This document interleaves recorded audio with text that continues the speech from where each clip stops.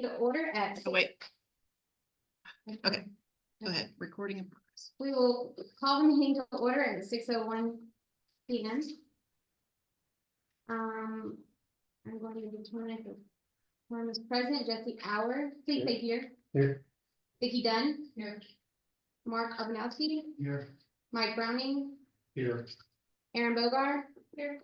And Tim Pipeman is absent.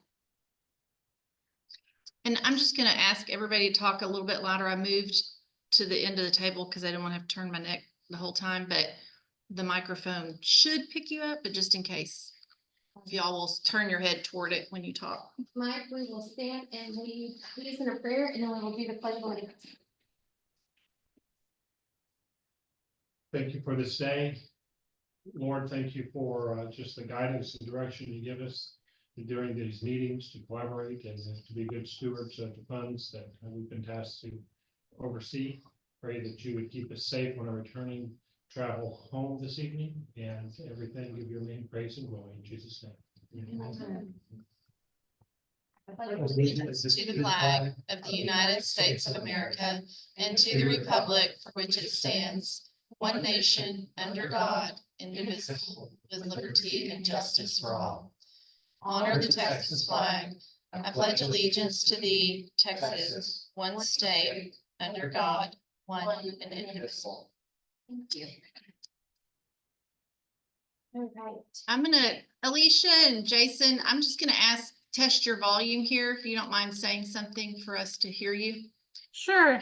How's that? Perfect. Test, Thank test, 1, 2. Perfect. Okay. Thank you. All right, community announcements. Does anybody have any community announcements? We need to just correct that one. Yeah. Okay, I have a couple I'm gonna say. The Aubrey 380 Area Chamber of Commerce Luncheon is August 21st, to be determined at 11:30 a.m. The Aubrey Business Resource Fair at the Aubrey Area Library and Community Center, Wednesday, August 28th at 4:30 to 6:30 p.m. And then we will also have the Peanut Festival on Saturday, October 5th, 2024. Does anybody else have any other ones? They didn't have a location on the, That's how I said it. No. okay, Yes. I couldn't go, but They have really good ones. Yeah. Is it there? I think the chamber will be at okay time. Okay. Okay, we'll change that. And we're waiting on this. do you have Peanut Festival, all It's not booths, spelled everything are sold out, and I just do not. contact city staff? I do not. I think they may have booths left, but don't hold me to that because I'm not sure. Yeah, that's if you happen to. It's not usually your jam. A fantastic idea to hire Rodney. Fantastic. Oh, yeah, on the minutes it's spelled wrong. On mine it's spelled right. Library. Oh, yeah, mine's spelled right too. I wonder why it's The not. one that's printed isn't, so we'll fix that. Going on to citizen Weird. input. Are there any citizens present who wish to address the board? Perfect. Moving on to consent agenda items.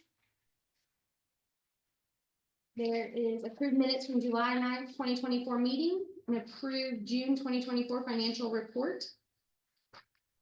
I'd like to pull item 1, please. Okay. The minutes. Yes. Okay.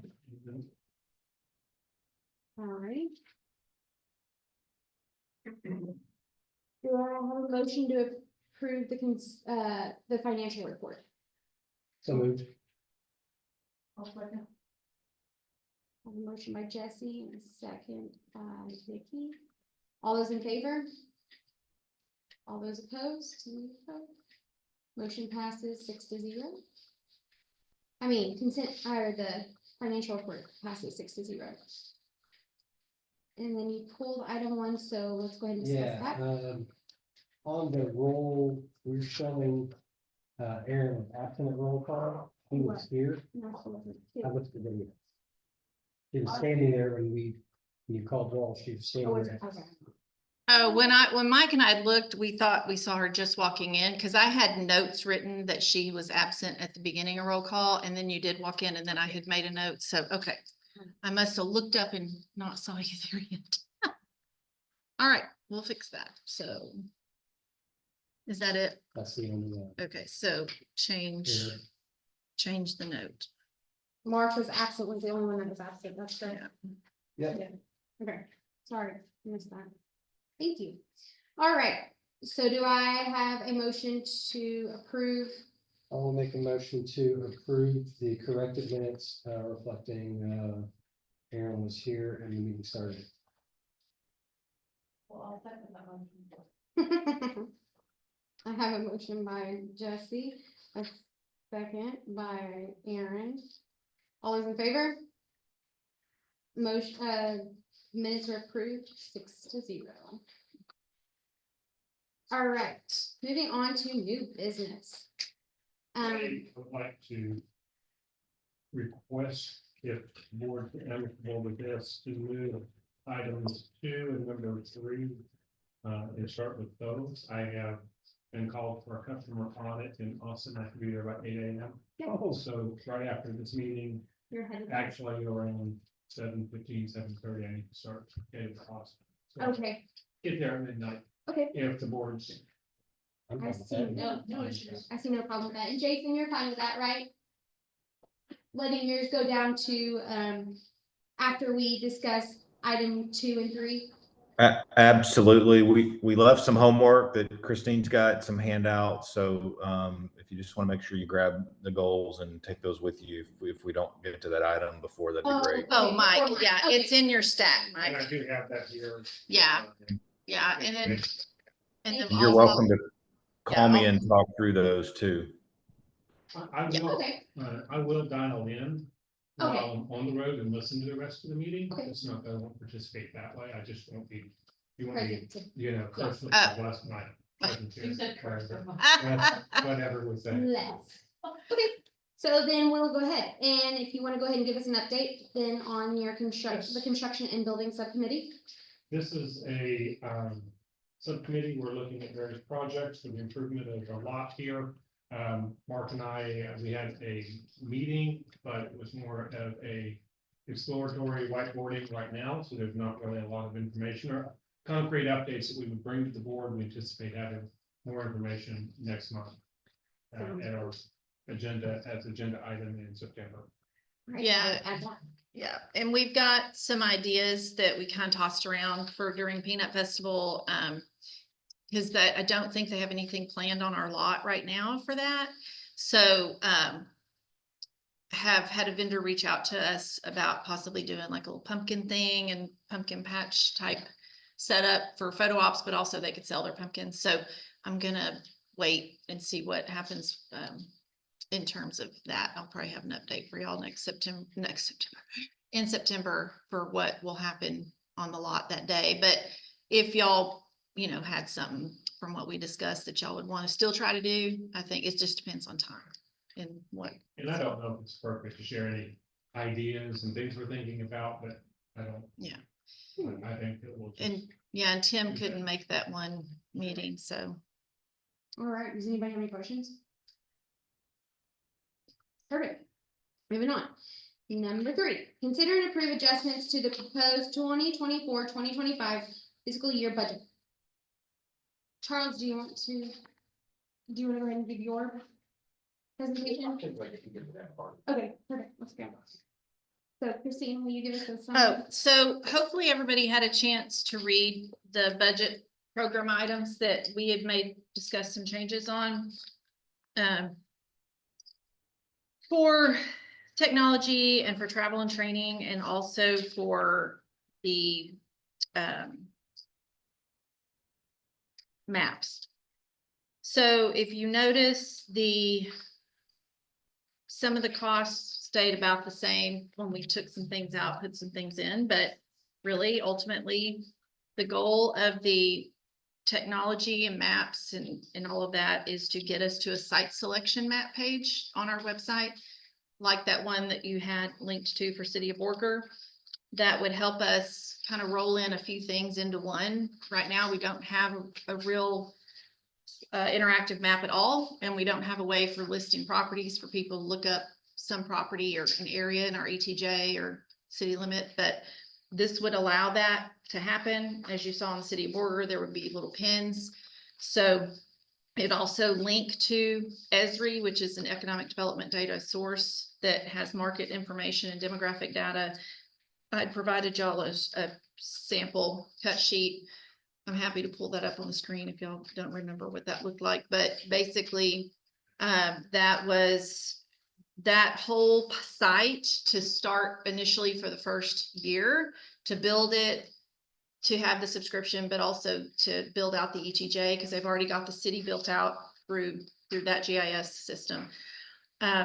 It was 14,000. The next year it would only be 4,000 for the subscription, and I would be putting in all the property information.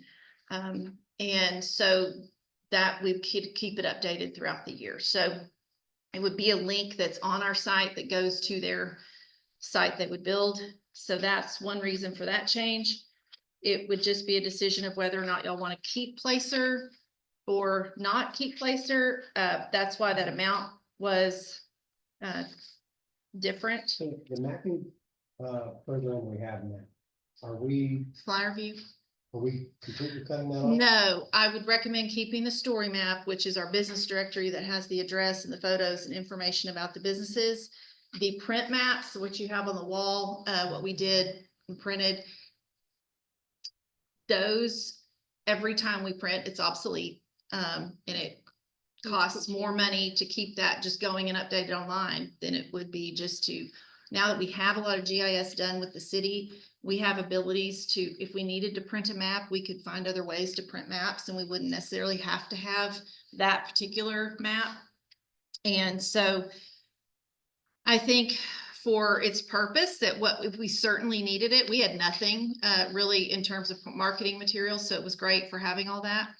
But it does change quite often. We've already got annexations that have happened that aren't on that map, so they can still do the story map for us. So that cost was built in here. So that saves us a little bit of money not doing the print I guess what updates. I'm asking is, why are we keeping them if we have this other new mapping program? Does the new map not? They can't do a story map like what we have now that has the photos and the visitor but is points that- of interest I mean, and is that stuff. worth the money to us? I guess is really the question, right? You need this one product. Well, it just depends on how you want your website to be. If you want it, I mean, the reason for us to do what we're doing is to have a business, so to say, journal, I guess, or Directory. Directory, there we go. And so if we don't have that, this other company cannot do that. So, They'd have to build one all from scratch. So we Mm, already have spending the money, this, we're yeah. just updating it. But honestly, the business directory is nice because we list everybody. The chamber only lists members. We can use that for promoting, online links and whatever, and promoting social, not social media, support, shop local. how much did you say the flyer So- fee was? For just doing the story map, maintaining that, it would be $3,400. If we do both, it's $4,800 for $5,000, what we had budgeted. So that took that cost down just a little bit. So on the other one you want to do, there would not be like a clickable map, but you're entering. No, there would be a clickable map. It's live. It is a interactive map. It will be updated as I enter a property that's for sale. When someone clicks on that property, Why can't we just put a business? what do you mean? Oh, you mean, We would have for- to build it out. they'd still have to build it out You're because, entering a location, right? but we can't, yeah. It's I full. mean, it's gonna cost more than what But the story I guess map I is that we understand, why can't have. you enter a location that's not commercial property per se. Why couldn't you enter, Casey and Co on the map? Well, I mean, we could, it's just not gonna look, he's gonna have to build the portal that has all the information about their address, and it's not like the property map.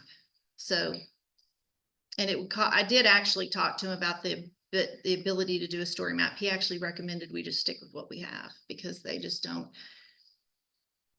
they'd have to start over with a And it's different what the type of. city's currently using, right? Like they're Yeah. using the GIS. The They've already GIS done that he it. does is gonna link to a lot more information that people looking for commercial property for purchasing land or commercial property are Different. looking at. You have your current businesses versus your. Yeah, the story maps meant more Upcoming like a businesses. directory of businesses in Aubrey with a photo and a listing and. No, yes.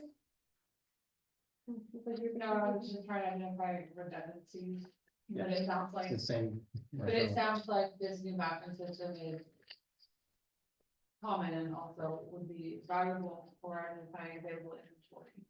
Mhm. I just don't have enough of the background to understand what's in existence, the new product, the overlay. There's nothing in existence. Yeah, there's no There's interactive no map. mapping, You correct. cannot get on that map and look around it. It is But a I'm curious, flat it is file. named Placer, AI. Placer Oh, AI. Placer is the data, That's is but just you're data saying this new source. Mapping also has a data layer to it. Esri, Okay. it's built in, and it will be automatic updates all the time of the market and the demographic for Aubrey. So as you saw with the sample cut sheet and everything, and you can look and see Have you what heard that of it? is. Yes. It's ESRI. Government use them a lot. It's, I have. but It's a it's, data point for. it's a data point for a lot of commercial property. People use it too. It's, so, and I talked with our consultant about this too, just to get their opinion, you know, what would you think? But they definitely recommend we get an interactive map that people can search around and, you know, it's interactive, has all the information, one-stop shop for looking at property availability. So that actually took our map line down a little bit. Now, if y'all can decide today or next month, if you kept Placer and did the thing, the map online site selection map all in 1 year, it's gonna take that line item back up. The cost of the Placer subscription, which is $15,500 a year. And Placer is completely different than And what Placer the is, map she's yeah, discussing. Placer does not do maps. It does not link to a map, doesn't do site selection. It is the data that is coming It's- from, which that's why Jason is gonna talk about it in a little bit too. They pull all that data for us. But I mean, we can keep Placer, but it's a $15,000 as opposed to, they are pulling that information and helping us use what we need with the comp plan. And they've already pulled a lot of it, so now that we're done, I don't really see a need. We're not in contract with them. No, it's 1 year. So it Yeah. comes up, it's ending September 30th. Okay. So you subscribe per year. So you can always go back and subscribe to Placer. If we said no, and then we decide January, well, we really liked it, we need it back, we can go back and redo another contract. So For sure. it's not anything that goes away permanently. It's just, There was We've- another program that you mentioned that you recommend keeping. oh, the story map. That's from Flyers. That's from the Flyer View group. Flyer View group did that map. Which creates The story map is on our website. It's just a link, like it's like a little Google map that clicks on and we can choose the photo we put on there. And I've been trying to update some with, Yeah, so when we got nicer the photos, original but- presentation, right, with Flyer View and the city. You know, 10 years. How many it was years gonna be ago this was one-stop map, you know, you won't never need another map program again kind of thing. And here we are buying another mapping program, is why I'm asking the question. yeah. Because, I mean, at first glance, you're like, wait, they're both interactive maps, Mhm. right? They are. So why do we have two? Not a, Right. yeah, it's ones, but they're not a property listing map, interactive property listing map. And we don't need, I mean, And that, as we get more properties coming online and people looking in the area, just that get, GIS mapping is important in terms of, are there utilities there? Are there, where are the closest utilities? Where's the, But that was on the Flyer View. no, it's not. It's the flyer, No, the story map, we no, get like, what? no, We get like 8 different get- maps. no. Not, but none of them have that information. They're not interactive Isn't with that- GIS. is They're that- not, yeah. They did this, but those are flat files, meaning you can't click in there and dig around and look around and zoom. You get on our site and it is literally scroll bar. That's it. It's not capable. They don't have the interactive capabilities. And I've talked with Flyer View and he totally understands that we need something different, but he just can't offer that. So site selection is, I mean, the View Pro is who the city uses and started using for all their zoning. And if you get on city site, you click on a parcel, pops up all the zoning that's for that parcel. They'll be keeping all that updated for the city anyway. And we'll just use that. He'll just build on top of that for the ETJ. And Which is, so as, you know, things change and we annex into, if something gets annexed into the city, it's already gonna get updated on the city's portal and site. So it would streamline things a lot for both our departments, for me especially as a one-person show, for me to be able to streamline into a map that the city is already, in a system the city's using and talking to, and it makes it a little easier. But the city is not using,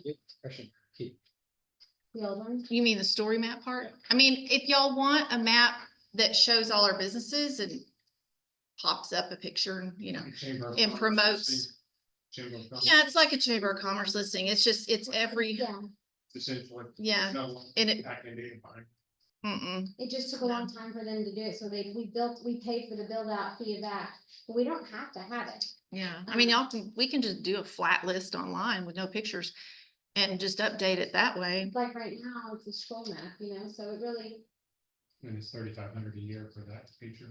30, 35, 34, 35. Just so that I can give them updates to make and changes to make if, so, I mean, that's, it'll y'all, keep the website easy, but. y'all can, yeah, well, and I mean, it's up to what y'all want to do, but I think it's a nice way to link to a, here's what's all, well, here's all the businesses in Aubrey and the ETJ, so. And what's the increase on what's the new website cost? Oh, you mean the site thing? To build it out is 5,000, the subscription to Esri is 4,000, and then there was the 5,000 for doing the ETJ add-on. So that first 10,000 we spend. Different technology? No, well, I split it because you have actually, some of it's going into technology. That'll be the 4,000 Esri, and the 5,000 I put under technology because that's gonna be Yeah, Esri, and then 5,000 what? 4,000 for Esri, 5,000 for building the properties. Then 5,000 for mapping, because he's gonna have to add all our ETJ onto the city map he already has. But those two costs won't be there next year. 14,000. For the first. You did annually afterwards. Yeah, that what's, way? you know, 4,000. 4,000. The Esri. Okay. So the Esri is the fourth, that. The Esri is the- $10,000 is your upfront cost to And build then the in fourth- city and ETJ sections. Yes. So so next year you'll be paying 4,000 in Esri just to keep it updated. So when I add a property, And then who are It you gonna stays use the with print Esri. maps? Because in the past, you said you had to have print maps at least some the time. for Right? taking to shows and stuff, I can have a printer, just, I can get a map made from Okay. these files and we can print those anywhere. Cause From it's me, PDFs. out of this $10,000. No, No, I $10,000 have, so- actually, I have print services in a different line item, because if I print maps, it's gonna be under print services, and that's already in a But- different line item, and that didn't change. There's possibilities of like free costs for printing maps. I'm sorry, I know of a organization offering grants for yeah, ETJs, MBDs to print maps, like free Cool. grant money. for that. cool. You know, if you help, but, you know, Yeah, so, That's part of what I do, so. Yes, you help reviewing it or doing the commission. so as far as the maps go, I mean, honestly, I'm We- not a fan of printed maps because of our data today. It's such a digital world and everything changes so fast. And like you say, the minute you print it, Mhm. it's becoming obsolete. well, if you've been following, But there are ways that we can leverage the website and data and let the customer, the end user, consumer bear the cost of printing a map. And unless we are at a trade show where we don't have to print the big ones, we can just print. Yeah. Something. Well, and that was the other thing we were told originally with Flyer B is that, you know, it's available online. So whatever, as that changes, Right. it's automatically updated on their website. So the idea would be like at a trade show, you put it at a 2D barcode, here's our full map profile, let them hit that and go there. That's Which was what, to cut down on, because, you know, the print cost was always high. So to cut down on the amount you're gonna pay on print maps, it was like, okay, we have the online ability. So, I mean, I mean, we're gonna go with 2 mapping programs, you know, we'd still use that 2D barcode, we'd direct it to our website or something, instead of directly to that link. But the other thing, you know, with printing map, you can put that 2D barcode on there, you know, for always update, you know. scan I it. have never heard of the barcode. I've never heard of the barcode on that map. Like, the only thing online with those maps in the portal is I go in, I look at the map, I would put in a request for a change and a correction, they'd fix it, they'd send me the PDF file so I could print them if I needed them printed. And then this, I ended up not printing through them because it was so expensive, and they gave me a file so I could get it printed cheaper. So I'm just, Yeah, I believe you, yeah, that's why, I mean, why I bring it up, because like we Yeah. got into this, like, oh, this is gonna be great, and then now we've got the next monorail. and Well, keeping it open. And you have to think about it, when did y'all sign into this agreement? Before, like, what, 4 years ago, 5 years ago, or not longer, right? That was before GI, you know, like, they were really getting involved with all Yeah, that. that's what, that's what the whole thing. Yeah, I get that, but it But- wasn't as updated, you know, technology is constantly, But interactive maps. well, and our Esri's always been pretty solid. our I've used it developments, For years for I fun know. stuff. yeah, but I think at that time, developments weren't. You had some experience. Corps of Engineers uses it for their hard map, so I've used it online for different Corps of Engineers Wait, so locations. to see what placers- map. I don't know. They can- We're gonna say often like the same. It's just a curiosity. Everybody, yeah, Placer is cell phone data. And it's basically, it's pulling from cell phones and some credit card. But in order for us to get really deep, we have to pay a lot more money. So we get the basic model. So Placer has been great for looking at our market and trying to get what we needed together for, you know, knowing where we are. Now that we've got this consulting firm helping us with our strategic plan, they've done deeper dives into the market, and they'll still be helping us with some things in terms of understanding our market. So, That's the only reason why that one came up, is because they pulled all the information. Now, if we need it next year, then we can always, but the contract's coming Yeah. up at the end of this month. yeah, I have to renew it by October 1 if we Yeah, want to keep Placer. to renew it, well, and Jason, they talked to us and they said that they've kind of they pulled everything that they needed, so we could use that $15,000 in another place for the storyboard, or, you know, wherever we would like to use that, Okay, but just thought, so, I mean, unless everybody's wants to keep talking maps, I'm ready to move on. yep, Okay. The special services.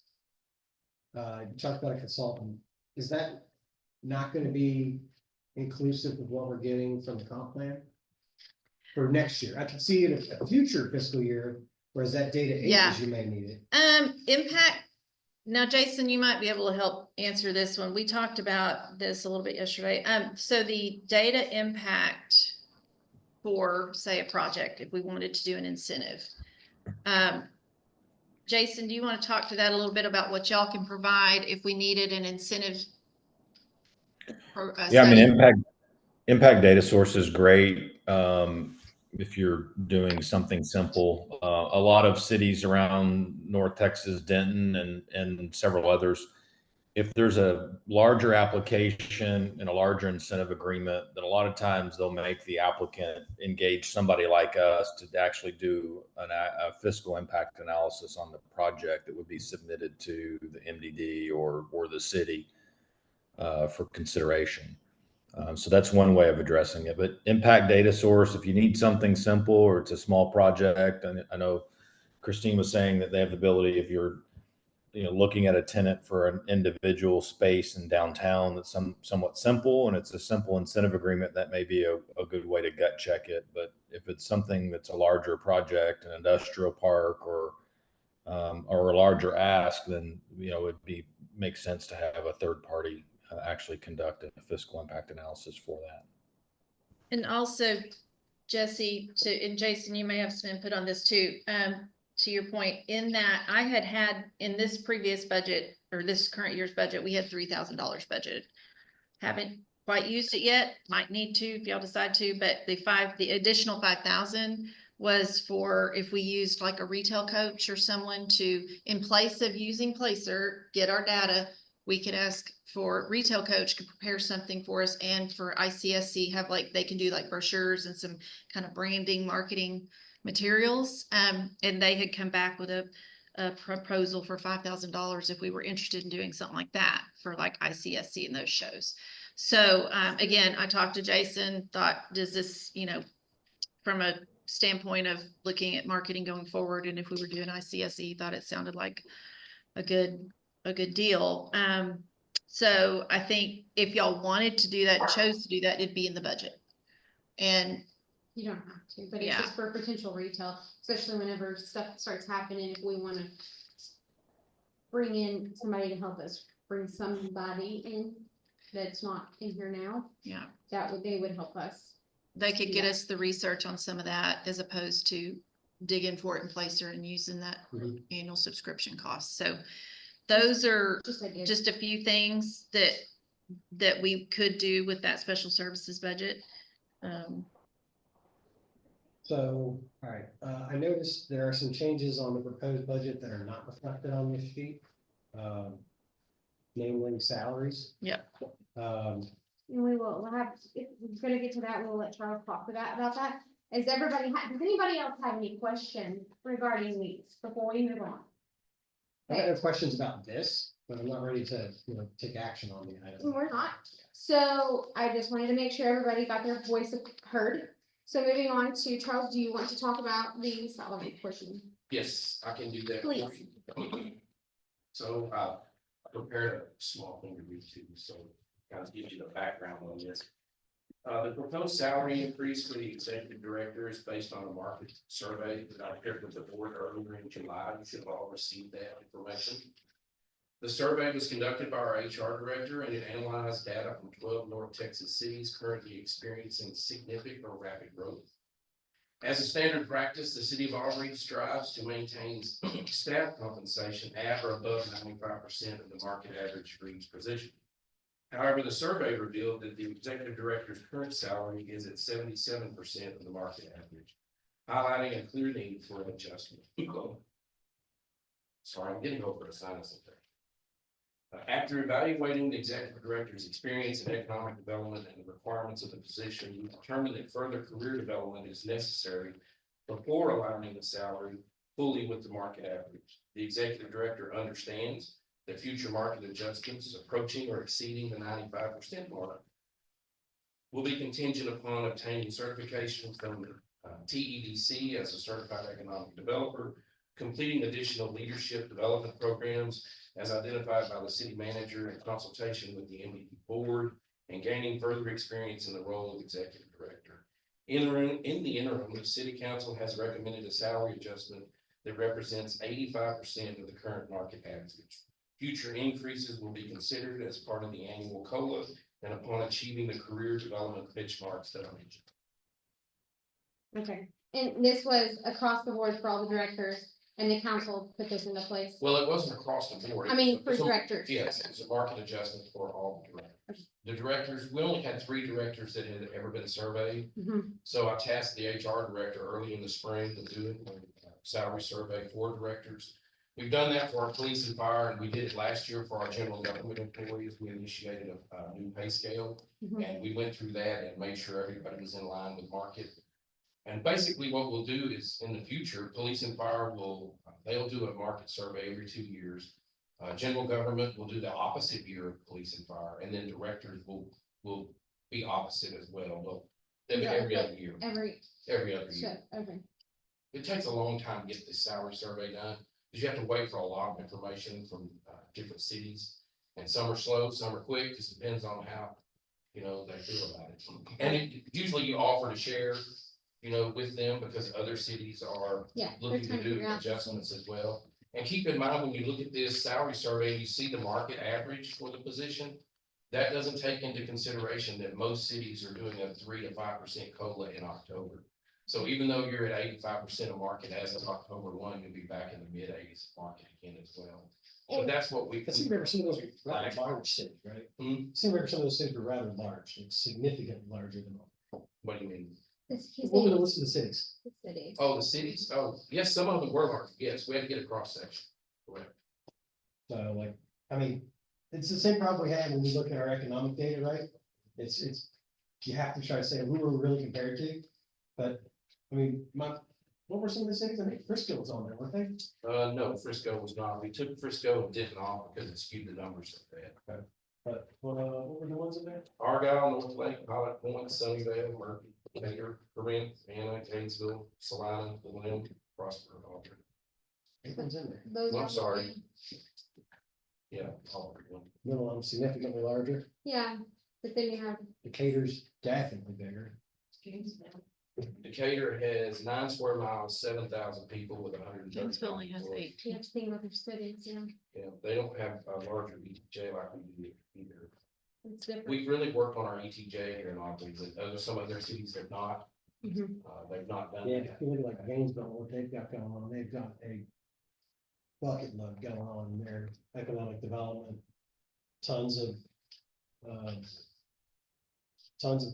manufacturing, certainly far in excess of what we've got. So, Thank you. yeah. And then so then that also goes into the COLA, which you've already talked about, that. Which is in here. We're at like, maybe, right? What do you Let's just think about think? it. Anybody have questions on that? That one, that The one. only comment that I would make is that Yeah, I think so. after sitting in on the interviews for an ED, it was a stretch to hire Christine. Based on her lack of experience. Okay, we're not gonna be negative. I'm not being negative, I'm saying, I mean, that's a factual. Doesn't. Really wasn't a stretch for me. She's got 28 years experience For. the in economic development. Not- And I noted in the salary survey Yeah. that she doesn't have executive director experience and we're working on that. May I finish? That's right. I was just putting down the point that I want to place possibly. I am, I think that's a fact, from the fact that I sat in on the interview. Yeah, and we did not get to. And everybody else did not get a chance to sit in on the interview. But we had nothing to That is a fact, Mhm. and that's what I'm indicating. I typically would not have an issue with an increase. That being said, I would be more supportive next year of a bigger increase based on having more training and more guidance, because it's been a rough start. I understand. And that's why, that's the only thing that I'm bringing up to everybody, because again, Mhm. we have a newer board. That's a fact. That's not an insult to anybody. No, shouldn't be. And after almost 10 years of volunteering my time and having gone through working with several people and several types of people, Mhm. I feel like I have a pretty good indication of how this board works in budgetary items. That's nothing against you. It's in the documents that indicates that you not even need, but that you would like to increase your education. That's not a negative. You always need to grow. So that's my opinion. And that's from the fact that I sat in on the interviews. I'm looking for that. Yeah, we have to feel bad about that. But anyways, moving on. So we're requiring, Clearly, we have to feel bad about that. certification. About what? Moving on, I said moving on. Yeah, I don't understand what you said. You made a statement about your butler about that. I don't understand. So what we you- didn't get to listen, when I was my first board meeting, made it sound like everybody was gonna get to listen to the higher read, so we all understood, but we didn't, it was only y'all two. And we didn't know that, I did not know that That clearly, was the city's decision. They only wanted 2 members of the board and on the hiring committee. but anyways, moving on. So, what, Aaron? Well, it's kind of like we have some training and education Signed up, or signed up, yes. I don't know how long they take or. I do want to just throw in, just to qualify to be in that training that I'm going to, for that you had to have had basic economic development training for a week. It's a week-long course. I did take that. I've had 2 other week-long courses through downtown economic development and then you have to have other criteria to meet just to qualify to go through that course, just so y'all know. So I have had some other trainings throughout the years. It just doesn't, downtowns don't always look like economic development. I get that. I understand that, but it's just different. It's smaller scale on some things. So, yeah. All right, what were you saying, Phil? I said, are you doing the average? I think the also. In looking at the list, there are some that I feel are clear outliers that are not appropriate for competition. And I'm willing to, you know, like Little Elm. We're just not the doggone same thing, right? 55,000 people. You know, no. And you know, significantly larger. Anna. Definitely not the same city as Anna. Prosper. And Murphy. That leaves in Decatur, that leaves in Argyle, that leaves in North Lake, which is unique, right? We're unique in our own way. It leaves in Salina, which is definitely a fair bit larger than us, but we do, I mean, when we look at them for a lot of other retail stuff, so it's fair to leave them in. Corinth leaves in, I think that's, you know, they're on 35, we're not, but you know, there's always gonna be something, right? So those 4, the average is just under $160,000. Significantly skewing this average. Right, I didn't go through and add all of those, so we're gonna quick look at what the average of these 4 were that I feel like are not analogous to us. The only thing that I have to say against that is the fact that it's what the city, they've done it across the board for every director. So, and this is what council has told them to do, but I mean, that unfortunately, I don't know that we have.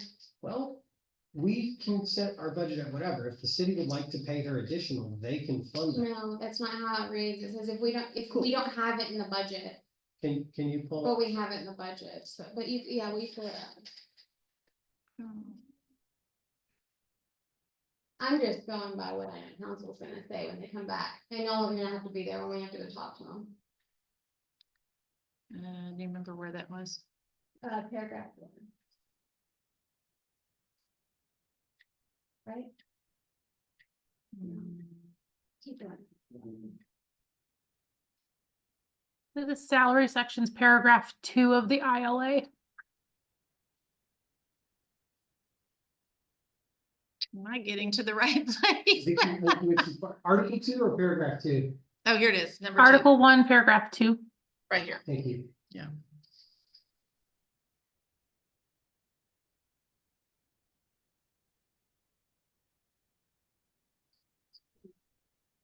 Yeah, it says within its budget, so, and like, if you look at our budget, so there you go. I mean, I understand.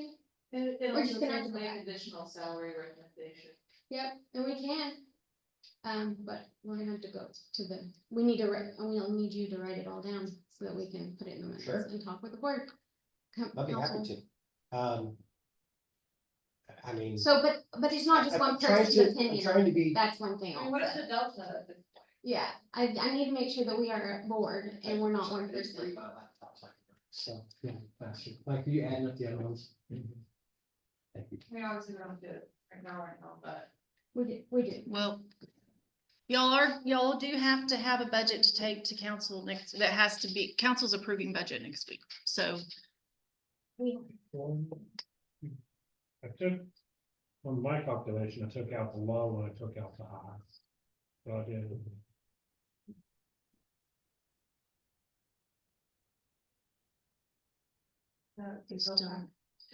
Do you need motion and approval and such for action on the GIS mapping? It's all together in one budget item. Yeah, it's. Number 3. Consider and approve adjustments to proposed 2024, 2025. I'm sorry, what did you It's all want? but yeah, so either, you'll just have to amend it or change how you want your motion to be. You still want that up? Alright. You can put it, yeah, put them back on. You're including tractor. Well, oh, I'm sorry, oh, you do know only the ones that fall. Yeah, I was Oh, just I doing, wasn't clear. I was just doing on the ones we felt were more applicable to our region and not necessarily Prosper. Yeah, what's the average? Well, you just have it, what's the average? Yeah, what did you get? But, I cleared it, hang on, Showing up. we take out those two. you're happy, I'll be for place. Alicia, out of curiosity, we talked about it, but so if we come back to the council with a changed budget for the line item for the salary, what to council? And what if they say yes, we continue, what if they say no? I don't know, what do you do? Let me look at the bylaws real quick.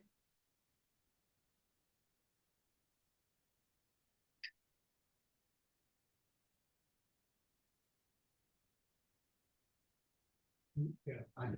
All right, let's just go.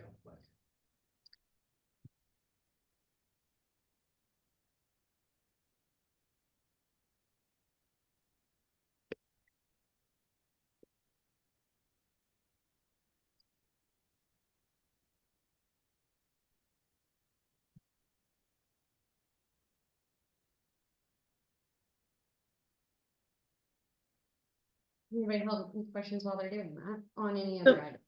Yeah, go ahead. So you do have to have a budget to expend funds. It has to be consistent with the board adopted and council approved budget.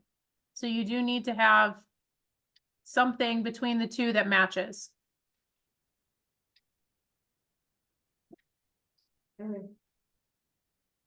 So if they say no, then we negotiate? Or come back and approve an amended budget or revised budget at your next meeting. Which one's that? That's divided by 6, taking out the I and Yeah. taking out the. Oh my God.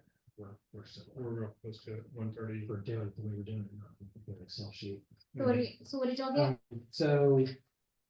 I did this two different ways, removing the 4 Yeah. that I feel like are not good examples. These are 8 cities. That came down to an average of $129,062. Okay, And then, Mike suggested throwing out the top and bottom salaries. okay. We came close. He had 131,000, I had 133, so we're doing it on our thumbs, so. And so if that's the case, 129, and then like he said, if you take that, the consideration for that she's going to TEDC training. I'm sorry, what was 160, the percentage you were suggesting? 85. Is that including any else? I apologize. Is that total compensation, chief? It includes the car. It's on 116. So that lowers your 85% as well on your average salary. So you'd be, instead of 77% of those, you would be in the 72, 73 range. Okay. At the current base salary.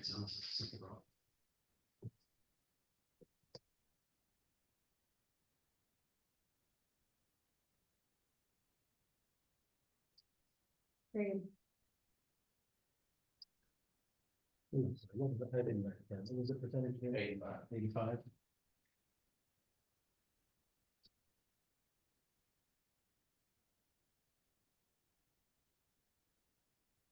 All right, So the 129 number. Times 85% is 109, so you're talking about, $29,702.70. And then Mike was right around 130, if I did it twice, so I must have done it wrong, 133. That would be 111,350. And is that's that's that 80,000. increase is not inclusive of the COLA, there'd be a COLA tacked onto that, or that's inclusive of the COLA? There's no code. Okay. It's a market adjustment. And then those numbers do include Well, this would be, I mean, I'm just looking at like what the budget number here is. Don't know what Charlotte said. Now, obviously, the other stuff, the retirement, payroll tax, that all moves up, right, as Well, that talking that's what I about. was 'Cause asking, Sorry. whether it included the car, whether it included any of the rest of. Well, the 105 that's on the budget for this year includes the car allowance, so total compensation is 105 Right. for this year. I'd be fine with 109, 110. It's really like $7,000. And then you add the car allowance back in. No, that would be total compensation. So your average is only take into consideration the base salary. Yeah, I'm trying to follow, no, Base salary, the salary survey is base salary, there's no car allowance. okay. So you're at 109,702, you add Yeah. $5,000 car allowance to it. No, I would say that that's the budget amount, just like our budget right now is 105. And that includes a $5,000 car allowance. That would be the final budget number would be what I would say, yes. I'm trying to follow your, ask about, No, I understand, But but it's you've not also- really my ask, it's the chambers. Council. I mean, yeah, sorry, the council. Oh, don't. what If do I you- say one went bad word, you missed. I didn't understand what you meant. I asked you to clarify. Okay, So, you know, I'm trying to follow your ask, but we've never been given a chance to openly discuss performance. I feel like this amount is fair. okay, I feel like it's in keeping with what most Americans are gonna have to do, right? Most people are not getting some massive pay increase this year. And most of our taxpayers are not getting some massive pay increase this year. We don't know that. That's. yep, we don't. We So don't. moving on, we have. To support compare members her here. to someone else who's not even in the room is, you know, you did your evaluation, you're at 109,702, and if you add the $5,000 car allowance to that, you're right on top of where our number was. That's what we did, that's how we did the salary survey. Even removing the numbers that you removed, you still came back to where I'm at. 116. You can't consider the $5,000 as base salary because her It's budgeted that. her offer, I understand it's budgeted that way, but her offer is a base salary plus $5,000 for a car allowance. But what I'm saying is the total budget for salary should be 109 or $110,000. I see what you're saying, but then that deletes the car allowance because you're only talking Not about, necessarily. this is only base salary at 109. I hear what you're saying, but I'm looking at the actual budget line, and I'm saying I think the budget line should be 109 and 110. I see what you're saying, that just means you're deleting from your number the car allowance. It means I think that's what the budget line should be. I understand. I also, just so y'all, some of y'all hadn't seen my resume, I do want to point out, I was the vice president of the Convention and Visitor Bureau for a city that was 100,000 people for about 6 years before I went and had children and chose to do downtown and then came back and went into director. So I just want to throw that out because I've realized a lot of y'all hadn't seen my resume. So I just think from my standpoint, I thought from the training standpoint you mentioned, I think it's fair for y'all to know some of the training I've been through over the years. It doesn't reflect necessarily my training and experience because this particular Department of Economic Development is a new department for me to be in. So. All right, so, And I factored that in with the 85% of the salary of the line. That's what we factored in. And then we put the car allowance on top of that. Which if you don't consider the car allowance, you're in the 70s.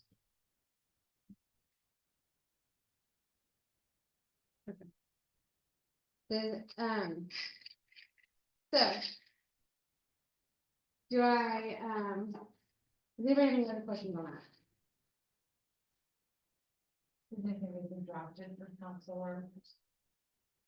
Well, no, this is his opinion. like you were arriving at No, it's his opinion. similar data. We can all have our own opinion. And that's what I need to ask, and that's what I'm gonna ask. Does anybody have any questions over that? Does anybody have, is that how you guys feel, 109, 702? Or, and if you do, I need to hear a motion. I'll make a motion that we approve the budget with the salary budget line being $110,000 each. I will second. Question Yeah, about, we- so that excludes car allowance for that in addition to Uh, said salary. Right now, the budget line is 105, so that the new budget line will be 1. This is what my motion is. And by the way, that motion with the other changes we discussed tonight, I did not make any changes to those. So they're all. Just for fixed. clarity's sake, we've got a long Thank you, conversation. thank you for Oh, yeah, clarifying. yeah, I'm trying to like make this as Yeah, simple. that was Can you repeat what you confusing. said? I was taking note of. My motion is that we approve this budget with the only edit being the budget line for salary be $110,000 even.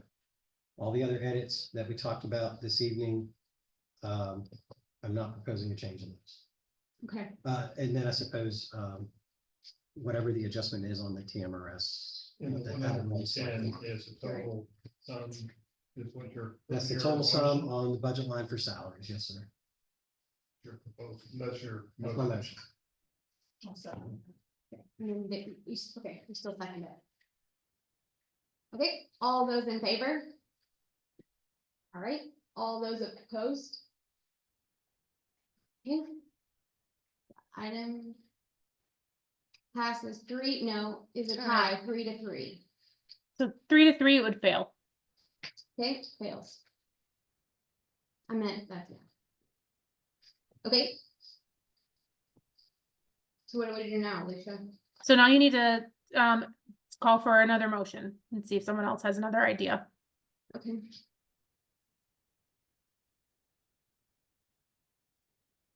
I would approve that is considering the car allowance. Problem, mentioned it would bring your average down back into the 70s. You extract that car allowance. And it just seems sensible to have the salary, the base at 110, and the car allowance in addition to that. I understand it has to go into one item. And for clarity's sake, that would still have to go back to council. Because it's not the same as what they presented to us. Oh, No matter okay. what you pass tonight, we'll So have to you're go back to saying- council. It will always, The car allowance is 5,000. Oh, yes.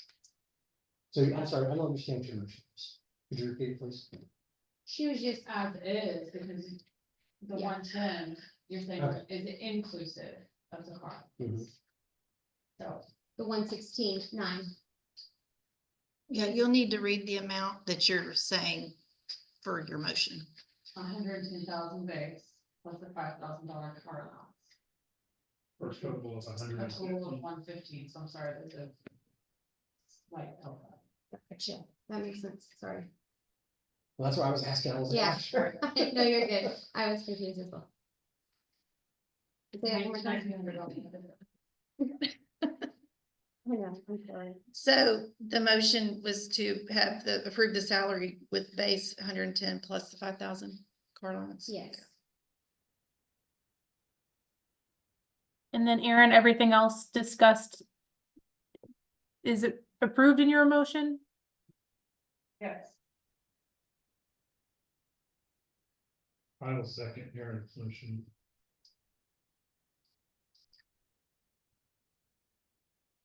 So the total compensation is 115. Okay. I have a motion by Aaron and a second by Mike. All those in favor? All right, all those opposed? 3 in favor, 3 opposed, which fails.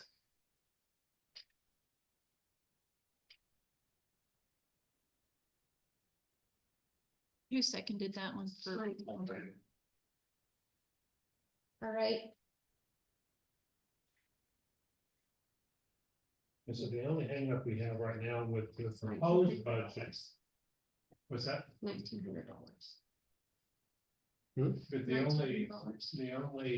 only real discussion point we're working through right now is the compensation. All the other matter on the proposed budget appear to be consensus as far as moving forward. That's not my motion.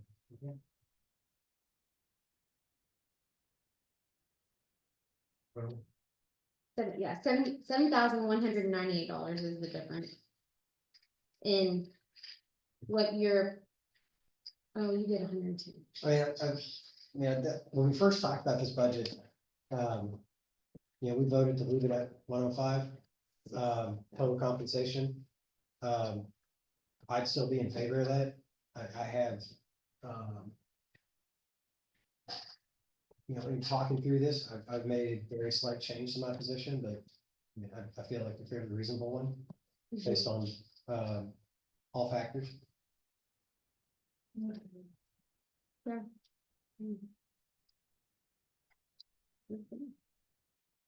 Um.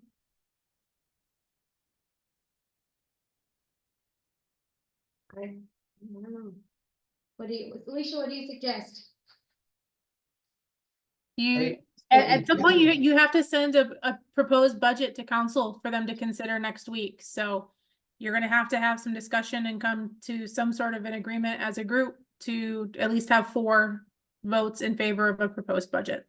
Okay. We do have a budget that we approved at a previous meeting. That budget is still standing. Now, there are some other changes that I think most of the board's in agreement with, but Agreed. we have a budget. I'm sorry? Agreed. Okay. That was rude. That's all right.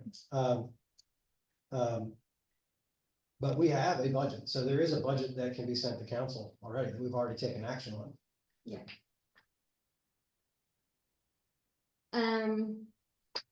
Well, but with council, they came back with to us with the 116.9, right?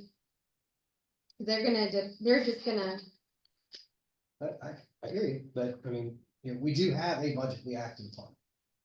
And that budget, if this budget does not pass tonight, then that would be our budget, I believe. no, they won't approve it. I don't think you approved the budget. Alicia said it was a draft. That's right. Yeah, I did, yeah. it was a draft until we were approving the final changes to go before the final. We approved the changes. But not the total All the budget. ones I remember voting on, they all appear to be drafts. Okay. Yeah, like for the city budget, if they can't get into agreements when they make their agreement. Sorry. That's all right. I've done some before. I used to say regardless, and I hate that now when I hear somebody else say it. So I totally understand. All right. I will look it up after the meeting. So I want to see if I'm at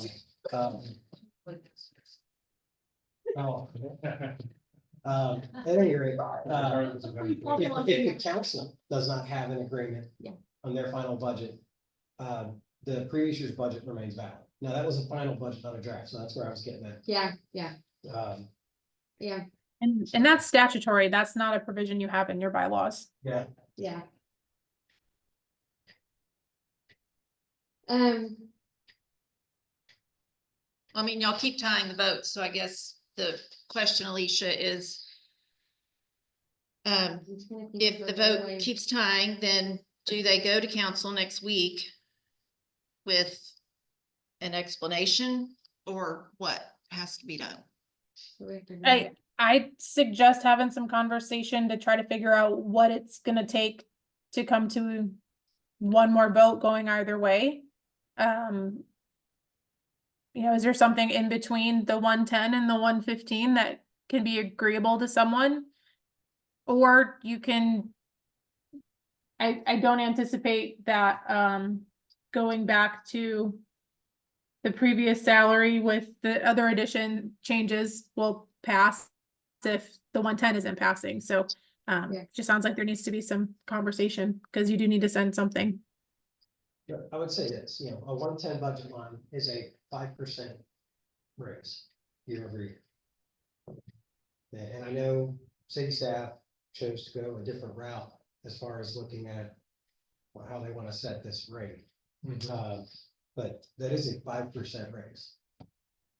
Which, is not nothing. I mean, I've certainly gotten more, I've certainly gotten less throughout my career, depending on how I performed in a given year. And again, I believe in my statement, which I believe is positive earlier, is that after the training and for next year's budget, you want to give her a 20% raise, give her a 20% raise based on that. But I mean, the salary, does the salary include, like, who's got these certifications? Does it include the budget of Base those? salary position. Yeah, so, I mean, we don't know what the budget or we don't know if budget that size of person, these cities are. and we don't know if that person has has been in that desk for the last 20 years, specifically in that desk, building that city. There's a lot of, and I know, I mean, there's no way to know all that It's the information, perfect- that's, Perfect thing. Because that, yeah, I mean, it's the same thing if they're doing it director wide, so it'd be the same argument for every single Well, director. the survey might have had questions about who's got certifications and who doesn't. I don't We know. did base salary for the position. It's a market survey for Yeah. the position, not the individual. Base salary is not including total compensation. That's So if just- somebody overpays, then we're overpaying that too. Well, Or- it doesn't, I mean, let's show you- just because it they work. cities have this particular base salary doesn't mean that. It's like businesses, right? If you want to be competitive in the marketplace, you don't have to, in my personal professional career, I've been underpaid, but. The company. Lost me because after 5 years of being Yes, with the- not at the industry standard and not being caught up with the industry standard, I went and got a 35-40% raise by going to somebody else. And then they came in, they had to hire my replacement at more money than what I was. A lot more money than I was making. So you don't want to be in a position where you're, not saying that. We're gonna be at the top end of it. Mhm. But at the same token, as we are a growing ETJ, I think we need to have. A commensurate salary. I also go to the fact that when the hiring was processed, we didn't have a chance to, again, do the salary based on experience. It was, this is the amount that it's gonna be. Yeah, So it wasn't that we said, it didn't this listen is up the to- amount. Well, based on your experience, it could be higher or lower. It was this will be the amount. So that's the amount Yeah. that Christine was hired at. So again, I go back to the having been there from the beginning in the prior experience and going through all that. That's again where my opinion comes. And again, I'm giving up, frankly, I'm still more along the lines of keeping the salary as is with nothing. But at the same time, I do understand the position of some of the other averages, even though we don't have all the information. And there's, again, there's no way of knowing that. That's minutia, but I feel like I'm giving up a little bit of what my base opinion is, which is frankly nothing until, the more of the training comes through and more of the experience. comes through. That's So that's why I'm like, hey, I'm already gonna. That base thought. I don't know, even what I said last time, I'm not opposed to the increase, but I mean, the average cost of living is normally 2 to 3%. Sometimes if you're lucky, I work for a big company and we have to scratch and claw and worry about getting 2%. I mean, one year I got like a $50 gift card to Walmart to be happy you got something. So I think 5% is still above what the average cost of living increase is. In my opinion, but that's just from my professional experience. I mean, 2 to 3%, you actually feel like you got something out of it. I think I got 2% this year. That's turned But out. I work a lot of hours, ton of hours. Give that It's extra a 20 salary bucks in person. your paycheck, and you're like, Yeah. yeah. But not really, I had to raise my retirement percentage to keep my tax bracket lower so that I didn't get shafted by taxes, so I'm still. You don't complain too much right there. Well, You'll get it back. like I said, I'm not opposed to the increase, I'm more opposed to the higher percentage of the increase. I understand that things are expensive and everybody should get a little something, but in the same aspect, 10 to 15% more seems a little high. So what you do when you do a market adjustment is you're trying to retain and Employee attract, retention. recruit employees. That's why we did the market adjustment. You want to retain your employee. You don't want to lose your employee to the market. So that's what the market adjustment is about. We didn't do COLAs this year for directors. There were COLAs for other city employees and that didn't need the market adjustment. We're trying to keep ourselves in a situation where our directors and our other employees are retained and that we can attract other positions. we're looking for several positions right now, looking for on the higher end of the salary scale. And we realize that, we have to pay for the talent. I think that's what Mike just said a few minutes ago, where he said that, they're having jobs that he has left, after having 4 or 5 years with nothing. We're talking about 1 year. And again, But we're still not saying nothing, we're still saying something. But, and I think the thing about it is, and what the city staff is saying is, it was director wide, it wasn't just, they weren't picking and choosing it, and that's why it falls under. Christine falls under director. I understand. And that, you know what I mean, so that's Other why, directors that are also I know y'all do, but that, subject to this, The market adjustment.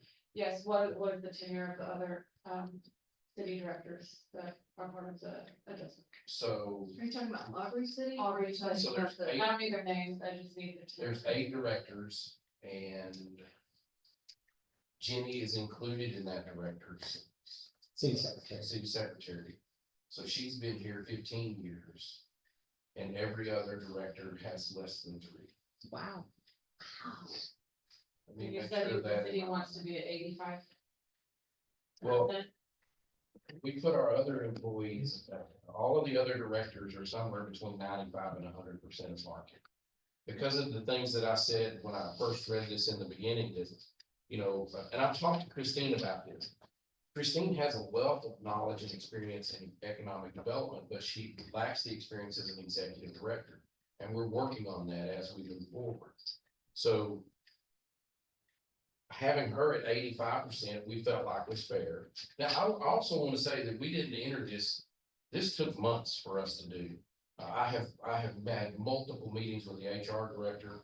We looked at each person's tenure, we looked at their experience, and we feel like we developed something for Christine that is a career development opportunity, to where Christine, we want her to stay, so we're going to develop your career.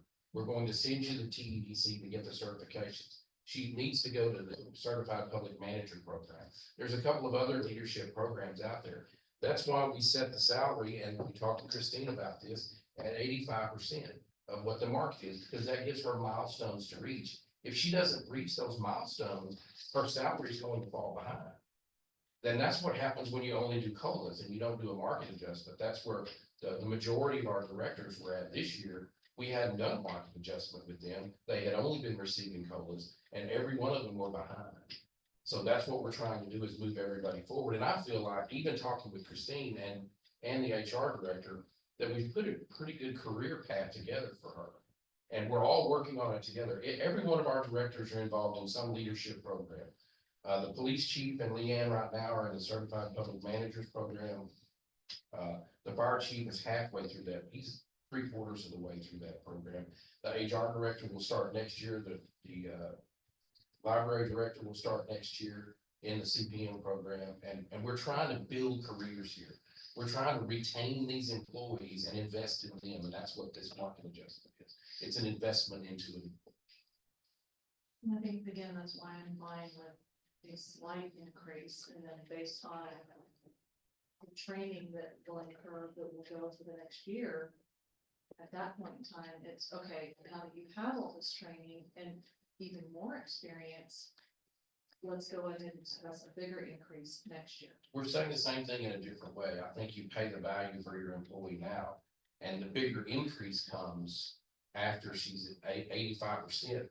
85 to 97% is a huge increase later on. So we're inching this increase this year, and then she has the potential. If you see, the market average is 137,000.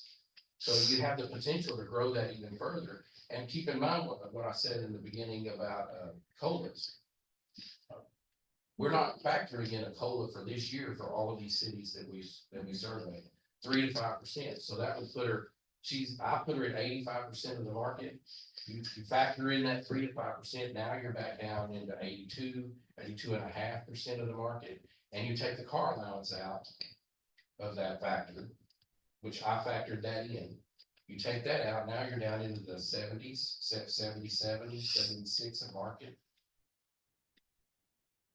I hear what you're saying. It's just different for I me because I have respect- 8 directors, and of those directors, they're all moving forward and getting these things done, and they're in the 90s. And And I I- do the same thing with my company. I understand, well, not my company, the company that I work for, that I manage people in and look at salaries every single year multiple times and discuss the up and comers. I'm very well aware of that, and I respect where you're coming from. I've given my opinion and my 2 cents worth, considering that I'm the one that's been on the board the longest. I understand it's a volunteer position. I fully understand my place. You're saying-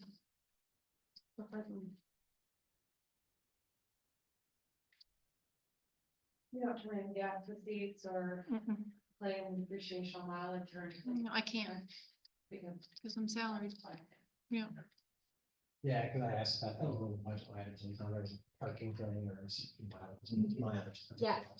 So I was like, hey, who's mileage? For Yeah, number leave of it. years. Yeah. No, She can claim mileage over 100 miles if she leaves. And if I'm not in a city car, but that rarely happens, so. well, at the beginning of this, at the outset of it, I was feeling the same way on the salary and the amount being asked for. So I feel, I know how board members, how everybody's, we've all kind of discussed where we feel. But I felt the same way, that I didn't have this information in front of me at the time. So really didn't have an opportunity to look at this, and if these are all the base salaries, not the total compensation. And the 115 we're asking is the total compensation. Bring it up to market analysis. As we continue to grow, our numbers is going to be, population is probably going to be 10 to 15,000. New numbers. My new number 9187. What's that? Nice. And that's, January 1, 2024, 9187. and that's just the city limit, right? That doesn't count ETJ. It's amazing. That's I crazy. know. What? That was January. If you add ETJ, we're at about 18,000, and Gainesville's about 18,000 population, so. I'm sorry, Mike. I Yeah. just wanted to add. So if we don't do some kind, if we don't get the position, regardless of. We have Christine now, but it doesn't matter, no disrespect to you, Christine. Whatever, if we go and hire somebody and they've got all the extra accolades, we're still gonna be in some kind of a tier of where this position needs to be at.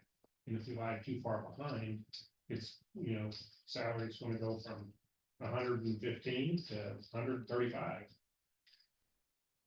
Or, Well, it may be, but if there's, to go off your hypothetical, if there's a different candidate with all the certs, with all the experience at larger cities, like, then a different salary is probably appropriate. Right? It doesn't have to only be some Right. percentage of a market survey, right? I mean, I think you consider the individual. Like, honestly, I had to turn in my self-evaluation for my performance this year. When I did it, I cited very specific things of how I actually what we need to get done as a company. I've got data to back it up. I can prove it. So, reading the tea leaves at my company, I don't think anybody at my company is getting 5% increase this year. Right. We'll probably get less than that. So I know what I've gotten done in the position I put us in. And I also know that, now my salary is, a profit center for us. So I hear you, but it's not just about market survey, it's about, that individual. If we had, go through this again, or maybe we left the year analysis in here in case we had to do another hiring thing, right? We had to go through this again. We probably need to take a look at what we're looking for, right? And fair and unfair, we're gonna compare it to who we've got, right? We're gonna go, gosh, we've had this. And really. And you don't Now wanna we have know- all this again. we know that we've got, whatever we've got, we're like, wow, we've got this. And then we understand what the market survey, what our payment might be, You know, and what are we gonna look for, right? That's a different conversation than we're having here. And who we previously had and who we previously offered the position to. Yep. And what their request was. I also look at it like this, when I went back to school, I didn't get a raise from going back to school. I didn't get paid until after I got back. Yeah. From doing school stuff, you get paid for what you become, not what you might become. But you also took that job because it was a decent salary, right? No, not this job. Well, how- Well, I don't you're know saying that- this isn't just That salary? was a while ago. No, I'm just I was saying, making like 35,000 a year, but job, that was back to school. well, according to the market, I'd be like, no, I'm worth more. That's No. my, opinion. But yeah, sorry. I just come from a background where you work your butt off and Yes. you prove yourself to be worth something as opposed to what. I've you left companies over money and I've stayed at companies over not money. Right? Same. So there's a lot to it. Mm. What did y'all offer before? I want to say it was 90, and that candidate Right. was I want to say 7-year experience as an executive director in a city larger than ours. And why was Can I just denied? point out something while we're just talking about, I don't think my background really speaks on a resume like what I budgeted and worked on budgets for 28 years of my career. I have been directing nonprofits for 28 years. I wasn't always in We're that not gonna title. Talk about, Well, no, I'm just saying, stuff I I think just it's want fair to to- let y'all know that it doesn't, but, the I mean, education we're not allowed to part of talk it, about the everything training. we talk about. I know, I just wanted, In fairness. yeah. Yes, we- So, and to your question, why that person left, she wanted to stay Oh, that was the. physically where she was at. I was talking about the. Yeah, I know what you're talking about. That's what I wanna know. That. That one, is an executive director at a much larger city. He wanted, I want to say it was like, he wanted 110 and the board balked at it. 140. Was that what? It I think- was. 120. Yeah, he also wanted to be assistant city He manager. wanted to be so- assistant city. There were other items of that, but Okay. Because Didn't we have 140 some- because Right. they recognize what's happening here. And what we're doing. and how- And the board was like, oh, heck no. Right. So. Well, We didn't get that, we didn't know if that. Unfortunately or fortunately, I We was was trying here to for a lot play all this up, but previous, right? No, I just have to go with the information in front of us. But I do look at the salary market survey is, I think, good information and data. You do have to take a grain of salt with some of the different things. We have to try to figure out where our competitiveness can be for the position. And I don't think the 115 was unnecessarily excessive, even though a lot of the training Christine lacks. And I haven't necessarily agreed with all the decisions and with a lot of things that's happened. From the executive director position, but also I don't have as a negative of a viewpoint of the performance. And that's just my personal opinion. So I think 115 is fair. I understand where everybody else is coming in with 110. So I will make a motion to see if we can meet in the middle. I'll make a motion that we will accept the budget with a salary of 112,500. To see if we can make movement on this particular topic. and that approves everything else, right? Everything as is. Everything Everything. else, Everything else as is, I'm fine with everything. else as is. with minor adjustments still. With, yes. yeah, with the mind, 112,500 as a way to meet on this particular topic, since we're all. And that's my motion. Okay, thank you. Do I have a second? Second. Here. All those in favor? All right, all those opposed? All right. The budget passes 4-2.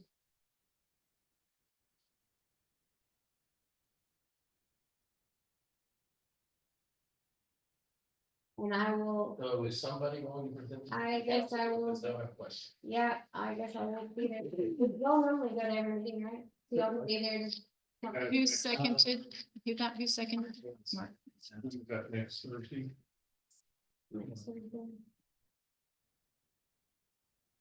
So it was 112,500. I can't predict what the council will do, but They're gonna be- they spend a lot of time talking. Okay, Who would love to spend more time talking about it? Yeah. Agree with that. Yeah, we give it an opportunity. So, I'm only a maybe that night, so it's not a event, I may have something on What date is that? next Thursday. On 22nd, I believe, yes.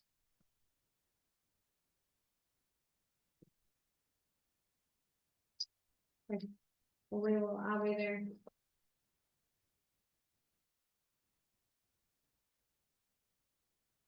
And hopefully. Maybe I'll be there too. I'm sorry? I said hopefully if you can be there, that'd be great. All right, moving on to, And with that, We have to have Jason now. Presentation. I'm going to thank you. Yes, and I will join here in a little while. It might be 20 minutes or so. I do have the information that was printed out. That's what he's going to go over. Yes, what was in your portal, or your shared folder, not Yes. portal, sorry. Your shared folder, I gave y'all the information for his PowerPoint, so y'all can reference it. And as he mentioned, there is a document that's in your draft, old draft document of goals that he is going to present that y'all can review for the next week. He is gonna want feedback on those from y'all. Next week or next meeting? No, next week. He needs it next week because he's trying to get the draft of the plan finished. So Next week. what I'll do, I have yes. reviewed it, but not. What- dissected. With some grace period, but yes, sooner rather than later, so. so Mike, what I'm gonna do after this tomorrow, I'm gonna put that document in y'all's shared folder so that y'all can go in and make comments on it. And that way he can see the comments y'all have for any questions or whatever. Okay, so that's where we'll be able to provide that feedback is in the. Yes, in the document, yes. Actual document. So, Here. Jason, you want them to comment on the document so you can see their comments, they can see each other's comments? Okay. That's, yeah, either way is fine. You can either make comments and I'll reconcile them, or individually, or you can make collective comments. Either way is fine with me. Right, great. Collecting is great, I'd have to be able to see what folks are thinking, like, give you an idea, or like, hey, what if we did this, or. I'm okay. I guess I don't you say anything, I agree. I'm okay with what. You guys have to think. Yeah. You say, Yeah, for the records, I'm not taking the record notes. So, 111. And Alicia did have to leave the call, so what's wrong, looking at all the their attention. what I time won't did say you anything illegal. 7. I'll text her. Okay. 7:29. Okay, thanks, Mike. Sorry, I was writing notes. What time did she leave? 7:29. Okay. Oh, she left probably like 3 minutes ago, so. Okay, sorry. 7:26. Alicia left.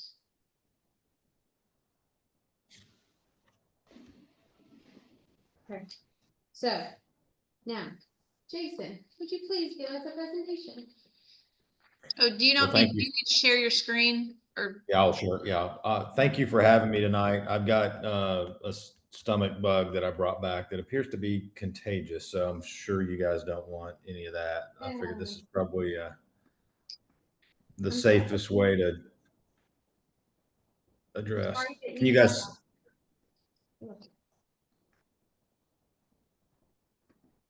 We can you guys see appreciate the screen? Sorry. yes. Okay. I wanted to give you an update. We've had a lot of feedback from your group, and we appreciate that. We've also had, obviously, quite a bit of public input.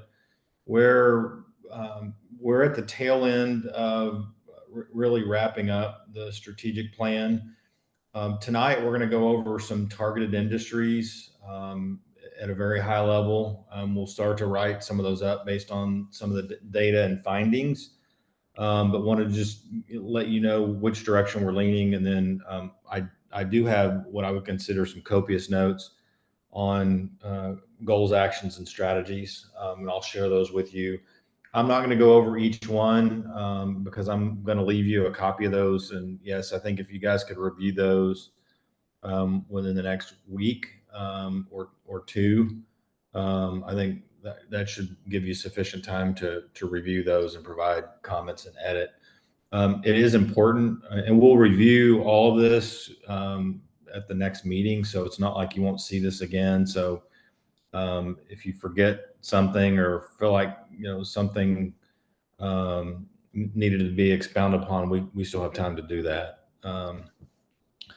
You guys know obviously why we're doing the strategic plan, but today we're going to talk about kind of the next 0 to 5 year plan, steps to get there, and then I've started lacing in some what I would consider realistic measurements and KPIs. Ultimately, we'll tie all this to a dashboard. So a lot of the discussion that we had tonight, a lot of this information will be measurable and trackable, and I think that will be beneficial for all parties. One of the things that we're working on is looking at regional concentration based on national Texas, North Texas, and regional concentrations. We describe that in terms of location quotient. It's a relationship between the concentration locally versus other indices based on other regions. And so these are the main industry categories. You can see when you have a location quotient above 1, that means that you have a greater than average concentration locally than you do in the greater region and also in the state or nation. And then I'm showing the growth rate, which is a projected growth rate within the industry in terms of jobs and occupations within each sector. One of the things that we did internally and worked with staff is just said, regionally, how competitive do we feel like you can be in this category? Are there community assets to support it? And really, it's not that you don't have assets across the board, but how would your assets rank to other regional communities? And then, we said, is this likely a community priority? And I'll certainly review this information. Assuming that it had a high location quotient, that you had growth in that category, reasonable growth, above average growth, that you could be competitive, that you had assets to support, and we feel like that it would or should be a community priority, then we tag that as a target. So again, fairly simple process, but you can see, our accommodation and food services. So this is, hospitality and restaurants, arts and entertainment, recreation. Again, you've got the lake nearby. You've got a growing retail trade. You do have access to a regional healthcare system. There's strong growth. One of the reasons why we tag that as a target, although your concentration today is not as high, is you're growing a population that could support that. And there are several regional hospitals in the area. And healthcare is also a high paying job. So we felt like, even though you're not as highly concentrated in healthcare, same thing with finance and management, real estate. We're going to lump that. We'll show you kind of how this gets consolidated. We're going to lump that into kind of what I would consider white collar and pink collar jobs. And the fact that you've got good growth and infrastructure, although you do have congestion on 380. We did group transportation, warehousing, and a wholesale trade. And then we got into some of the technology with the information. Some of that's fueled by some of your partners like Frisco, but you also have access to a lot of higher ed that has industry clusters on the information side. So anyway, we went through each one of these categories. Based on that, and I'll share that chart with you. The things that are sort of emerging is what we would sort of start to cluster together is this concept of, hospitality, which would, coincide with your, the regional wedding business and obviously all of the regional tourism that's occurring along the 380 corridor, and bundle that with food, entertainment, and retail. And we know based on discussions in my mind, that's probably where you would currently see low hanging fruit. Healthcare, and these are in more or less in alphabetical order. So healthcare, we walked through that, but with some of the regional healthcare systems, we certainly think that you could target specialty medical in an aging population base and play a role in kind of the regional healthcare system. We lumped finance, insurance, legal, real estate, and management all in one category. Combined, those are what I would consider your white collar jobs. And a lot of these legal management are very high paying jobs and require limited amount of infrastructure. We also lump manufacturing, transportation, and trade together. Is kind of a cluster where you kind of think about where you may make material, make a product with materials, but you could also have an opportunity with the 428 overpass on 377 and access to 380 and 82 to the north. Certainly, distribution could play a role. We know that North Texas has a strong distribution network. Thinking about more higher end in entrepreneurial, we're also leveraging kind of the regional pool of innovation and technology. Those are both strong clusters and extremely high paying jobs. And then the other two I've kind of lumped in. Education and construction aren't necessarily high paying jobs. If I was going to double down, I'd probably double down on education just because Denton has such a strong base of education. And the location quotient for education is stronger than construction, but construction is another one of those jobs where we're going to continue to see construction related industry and growth. It just may not be a targeted industry. And so we'll work through those, but that's sort of the emerging targets that we see today based on your assets, what we would think of opportunities that you can actually physically be competitive for some of these uses, and where you can also take advantage of some of the regional pool in some of these directions. So any thoughts or questions? And I can go back to the larger slide if you want to maybe discuss kind of how this is laid out.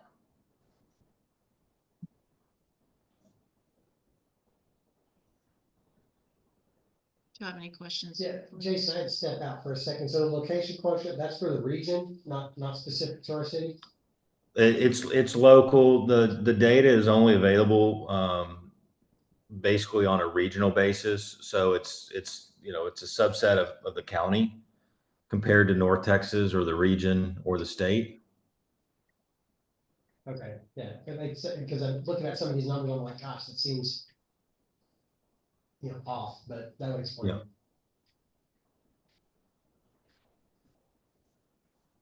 But all these have regional. I mean, obviously, these have local and regional assets that are growing. When you think about currently where your industry base is, I would say there's a few manufacturers, small manufacturers, and then most of it's what I would consider service retail. And then obviously that you'd have some construction just by housing mainly, but not other sectors. Yeah, the transportation warehouses, what kind of caught my eye, that didn't seem right, but based on the region, it makes perfect sense. Yeah, and I think it's you think about it in terms of scale. We're working on a pharma facility in a smaller market outside of east of McKinney. And that's a very sort of small scale, more of an innovative product, higher jobs, but I could see if that type of manufacturing working where you're doing nutraceuticals or pharma that can support the region. You definitely have access to the transportation networks and the airports and the talent.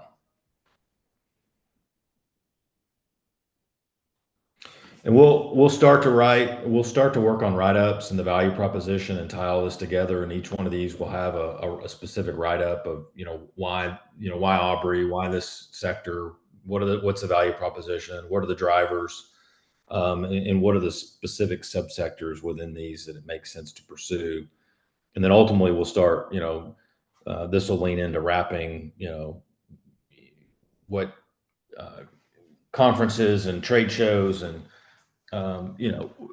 what targets make sense. And so that may change the trajectory of maybe how you market Aubrey over the next, 2, 3, 4, 5 years.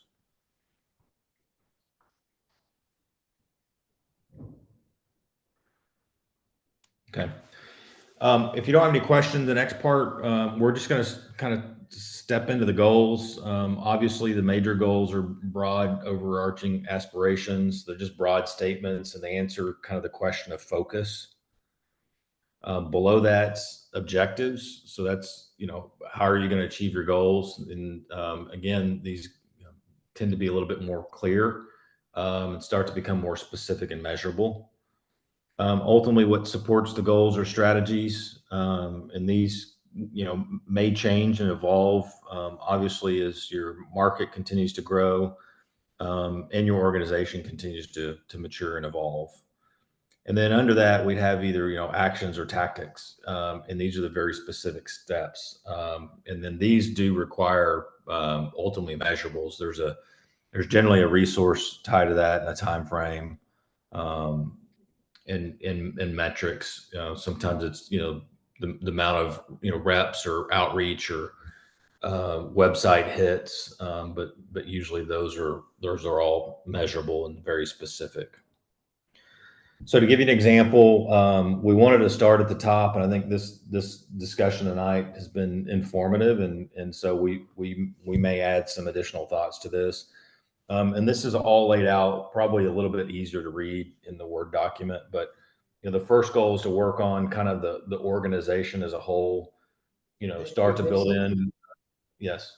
Can you zoom your screen just a little bit, please? You have these in this document, in the paperclip, just FYI, just so you can kind of see it better. Yeah. Do you guys want to follow the Word doc? Yeah, does that make sense?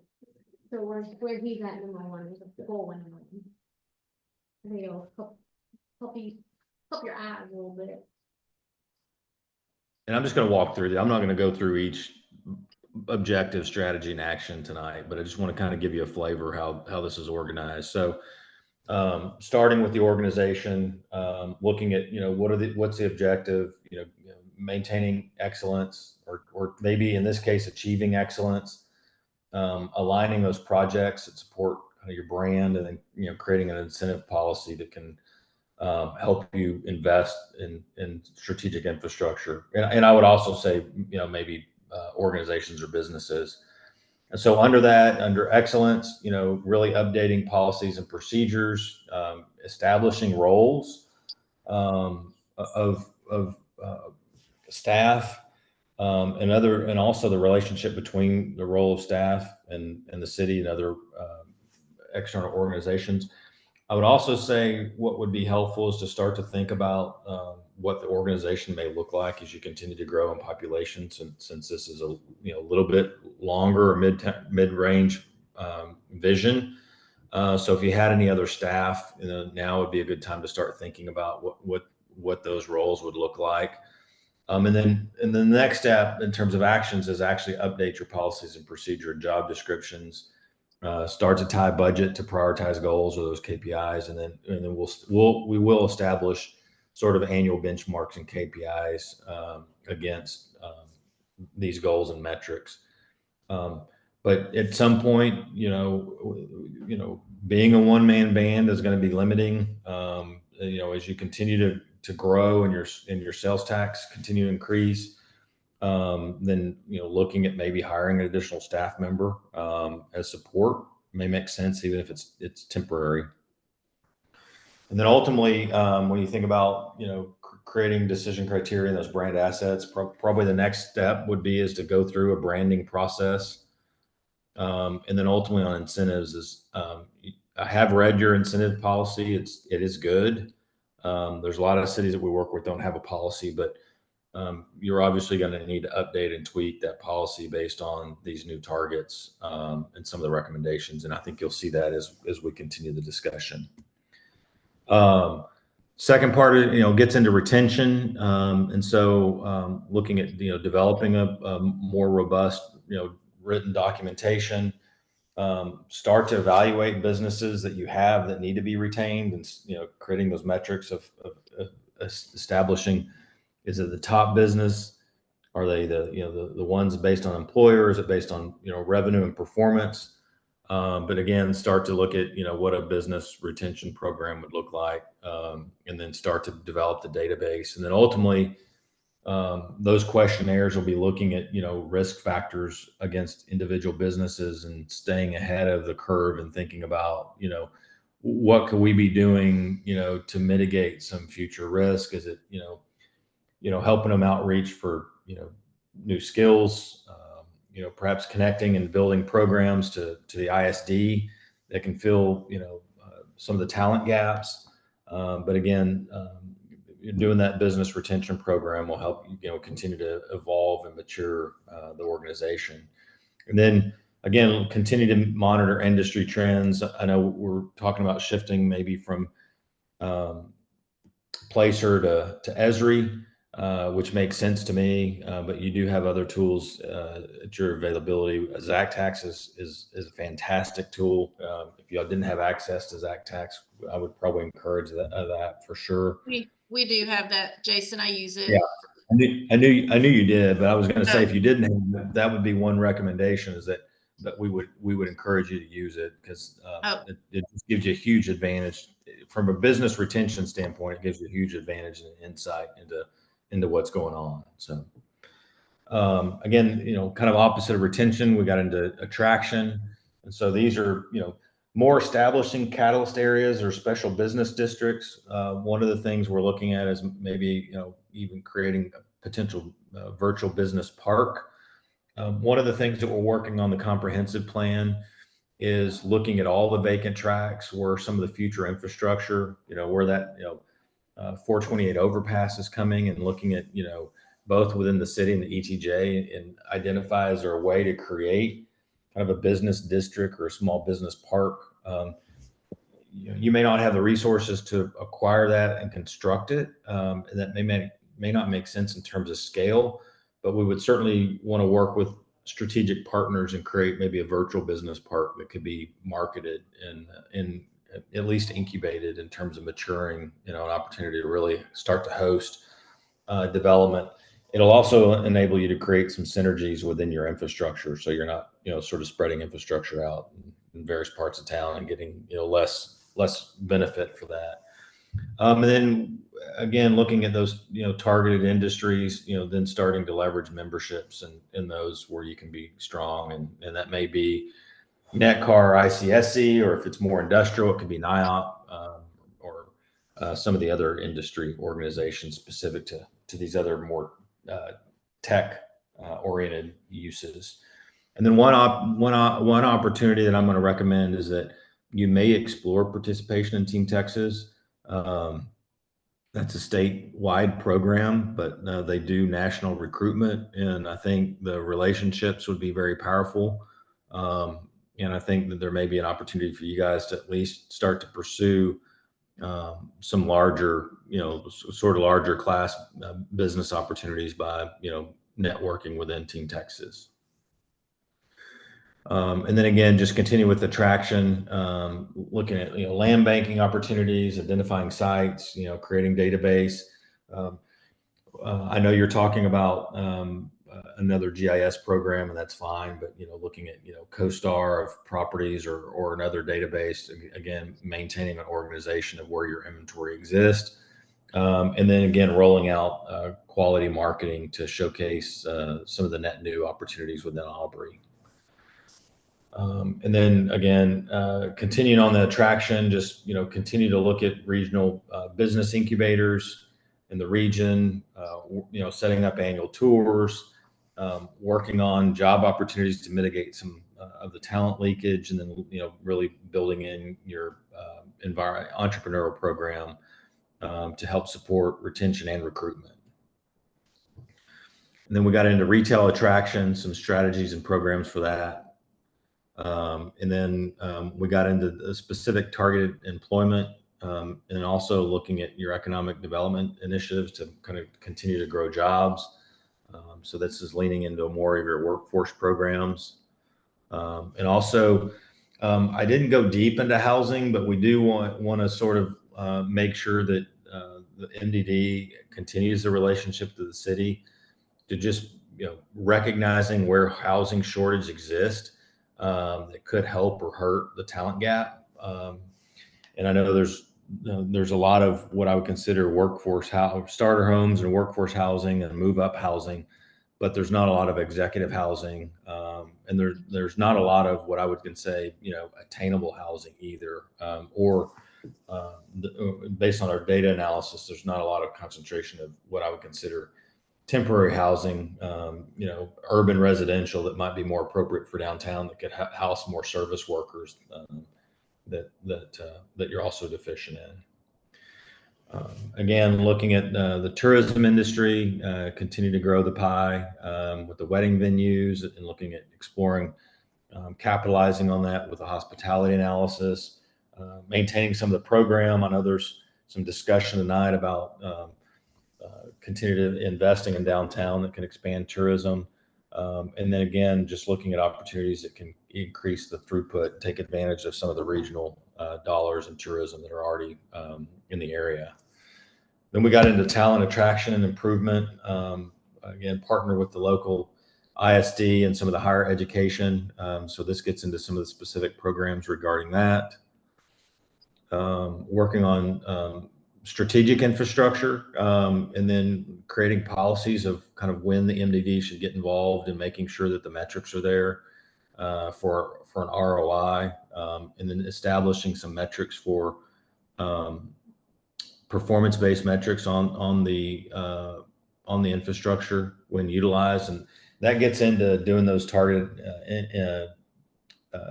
That gets into doing the fiscal impact analysis as well. And then again, we looked at more tangible infrastructure. Again, this goes into more maintaining your corridors and future business parks, identifying improvements on those corridors, and then exploring specific funding, TIFs, or other special funding mechanisms to help kind of support the MDD participation, if any. Some of that may be capital improvement investment that the city may have, but again, just figuring out ways to bundle tools together that's available to kind of maximize the bang on kind of those major important key catalyst projects.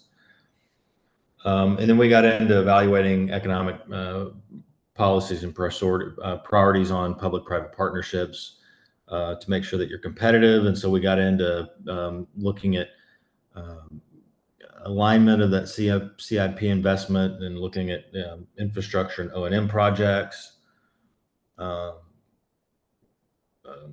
Again, just a lot of detail on infrastructure and setting up business districts, making sure that the city and the MDD work together on zoning, and also partnering with some of your third-party providers. I know there's some gaps in internet accessibility and bandwidth that I think make it difficult to work from home and may make it challenging to attract some higher quality employers.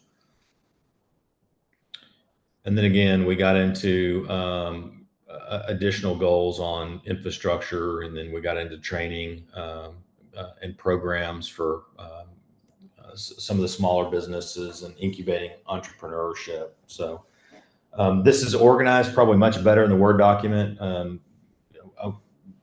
Presenting the Word document would be a little bit harder, but I think as you start to look at the Word document, it may make it easier to review. Some of these goals are sort of interrelated when you're looking at business environment, and you're also looking at, improving infrastructure. Some of these will be interrelated where you may have some repeat, or some of the business attraction and retention policies recommendations may be similar. For example, one might support, existing business districts or corridors, and then one might be investing in business districts and corridors. And so, again, that would be very intentional. So. Some of the additional things, and I went ahead and expanded because I just feel like downtown is so important to the city and the MDD. There's so much investment that's already made. You guys own assets in downtown. We did expand a section on the goals for downtown, and some additional consideration, maybe expanding specific goals for the MDD participation on the 377 corridor, and also the future 428. I wouldn't normally do that in a strategic plan, but I feel like that your corridors are so strategic for you. And some of this may be addressed. I know it will be. Some of this will be addressed in the comprehensive plan because we're going to really deal with a lot of land use issues. But with your 377 corridor being so retail focused and business focused today, it may make sense to provide some recommendations on the 377 corridor. And then the 428, 377 intersection is going to be really, I think, your biggest opportunity for, more industrial or large innovation district or business park. And so there may be some recommendations that we can bake in the plan to address that as well. Any questions? There was one thing I noticed in one of the goals. Is the Word document, is there a newer version? Because The Word document is sort of newer, and more of a cleaned up version, a little bit better organized than the PowerPoint was. It's a little more detail, I think, in the Word doc than what A was. lot more detail. Yes. Well, I didn't see it's already improved. You have in the Word doc, Jason, under goal 7, under infrastructure, you have tactic 1, update Aubrey's targeted improvement grant program. I see it on the screen, but something we could work out with. As a performance-based structure that aligns investment and city revenue with grant. Yeah, I think the program's great. I think, now it's just figuring out specific areas to utilize that and maybe tweaking that based on, the outcome of the strategic plan. Also, I think is the strategic plan, we talked about this a little bit, addressing the issue that us and just about every other former rural ag city has, is that the land is mostly private. There's not a lot the city owns, or, we don't have an industrial park. We don't have warehouse district and all these things. I think you and I talked about a little bit in the plan that there would be a strategy for, excuse me, getting with the landowners and trying to. Sorry. Talked about. There was a delay, so it was an awkward delay, so I was jumping in. Yes, we're going to work with the comprehensive plan, and I mentioned one of the things that we've started working on with Dunaway is actually a map of all the vacant property, in addition to sort of your master thoroughfare plan and some of the major road networks. And so absolutely, I think this is really good timing to start working with some of the private property owners in identifying opportunities and linking some of the findings and strategies within the strategic plan to those properties. And so that'll be some of our recommendation, is to start linking specifically where some of these opportunities could start playing out. For example, I mean, obviously, one would be kind of the Venable track, near the future proposed alignment of the outer loop. I mean, we know that while we would anticipate that area could have, high end, or mixed residential across all levels, there's also an opportunity to create, sports entertainment, distribution hub, innovation hub. And so we would want to work with those partners and kind of create a land use strategy that could accommodate, more economic opportunities. Yeah, I think considering what is going on in the city to the west of us, there's a lot of warehouse storage and logistics business going on that we're clearly in a path for.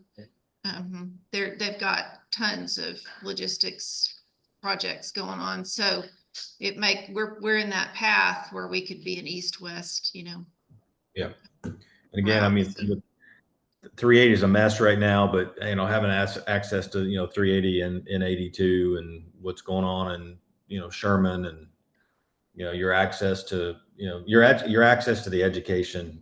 This is one of the things that we noted, but your access to the higher education, that's coming out of Denton, and some of the programs that are available in Frisco, are to some degree unparalleled. I mean, it does give you a strong competitive advantage for certain industries that some other communities um, you know couldn't likely compete with.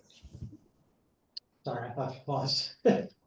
Are you able to provide some suggestions on how we might approach if there's say non-residential, right? Whether it's a business park or something like that, ways that we might be able to approach landowners, developers, like, here's what we want. Here's why you think you should do this, and here's some, whether it's incentives or planning, or you be able to give us some tools to think about at least, or.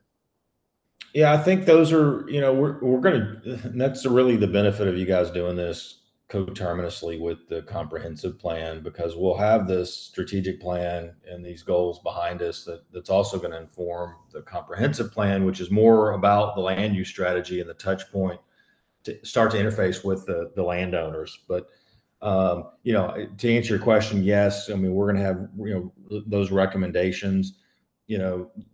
There's an art and a science of dealing with property owners, but we're happy to we're happy to be in those meetings and conversations, and we do have capacity to start at least catalyzing those concepts during the comprehensive plan. And we're tomorrow night, they'll be going over comprehensive planning goals, very, very similar to this, obviously different goals, but we're really in a good place with both projects, because they're starting to kind of coincide, where we can integrate the thinking of both the economic development strategic plan, or the MDD plan, and the city's comprehensive plan together at the same time.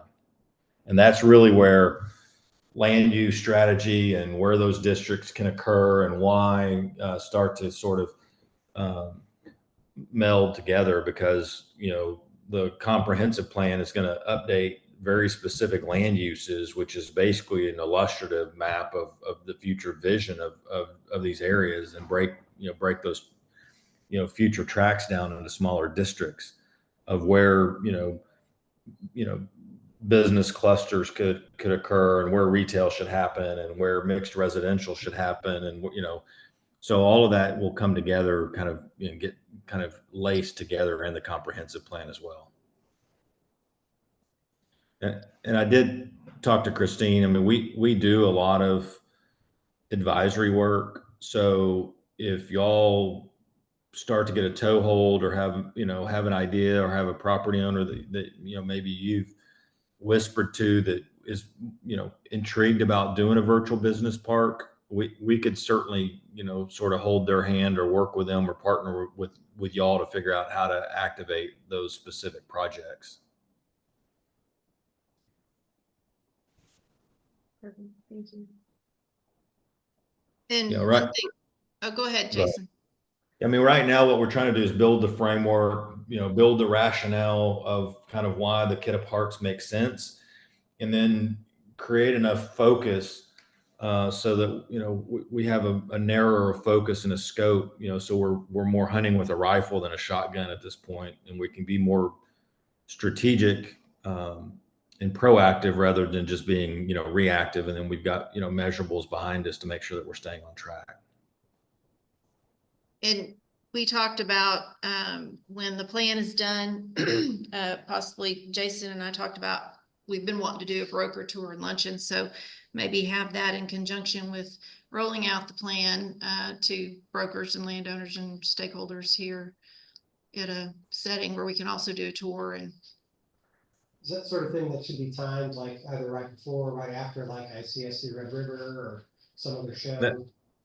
That's one of the things that we talked about. I mean, 80% of the Red River ICSC folks are, from Dallas. And we know most or all the brokers. But, that could be done, either regionally. I think that needs to be planned, but I do think it makes sense to sort of, we have a presentation that we budgeted. So for us, it could be, 50 people or an audience of 5 here. So for us, if there's an opportunity to gather and present this plan into a, wider audience that y'all could leverage, we're all for it. And we want to try to get as much mileage out of this process as possible. So I would think that would make sense. At least some, some broker tour. I think that what's important is we got to, get the plan baked and make sure that we're behind it and it aligns with the comprehensive plan. So we're not, getting out ahead of ourselves, with a concept that hadn't been, at least partially baked. But, if we've got opportunities for brokers and it's specific, that we can highlight, then I think that would make sense. Yeah, we talked about like maybe early November before the weather gets crazy, doing something here, but then, so I think just depending on the timing of when the plan gets zipped up and presented to us and we have approved all of that. We probably, we've got sort of the industry cluster right up, but we've done the market analysis and sort of all the background material. I don't want to rush the goals because they are important, but and you'll have another bite at the apple. It's not like, I mean, you'll see all this again, but we would like, you may recognize, I mean, several of you have been involved for quite a while, and you may recognize things that just, we haven't picked up either through reading your bylaws or picked up through conversations with staff and interviews. And so, I think that would be the point of, and I don't expect you to have to write out every goal specifically, but if you want to wordsmith some things, that's fine. But what we're looking for is maybe some specific things that you feel like just need to be either honed in on or maybe addressed that we missed.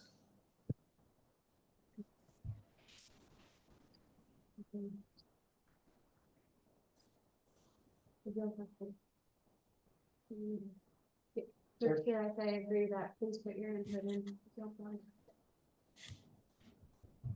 I'm sorry, Jason, what suspense are you looking for in those comments?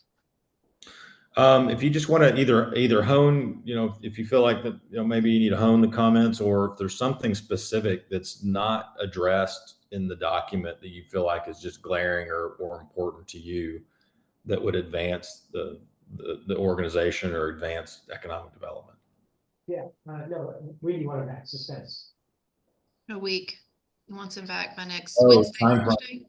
Yeah, I mean, a week, 10 days would be great. I mean,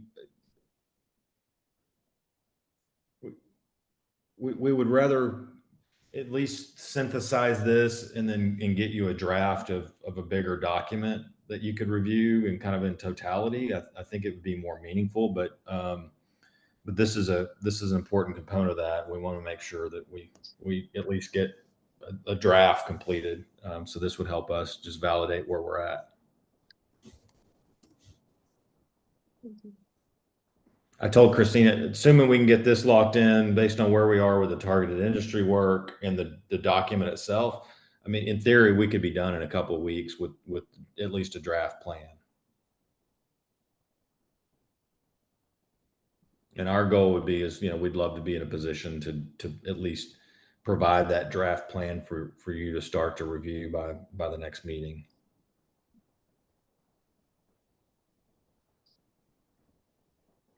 And then if y'all need more time to make edits or comments, and we will have time.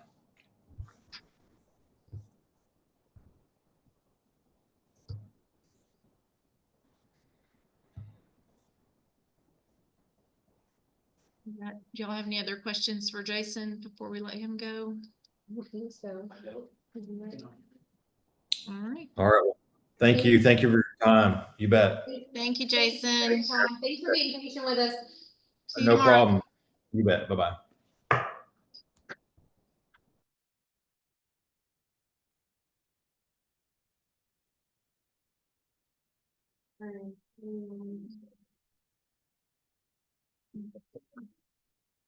Very well known stuff.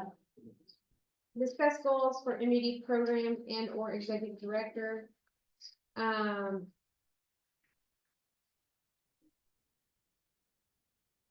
Well, these are giving us a huge List. list on goals, Yeah, y'all had Which just is asked to what keep it we on were- the agenda every yes. month, so. which essentially is what we were kind of all waiting for. Gives you a lot to do.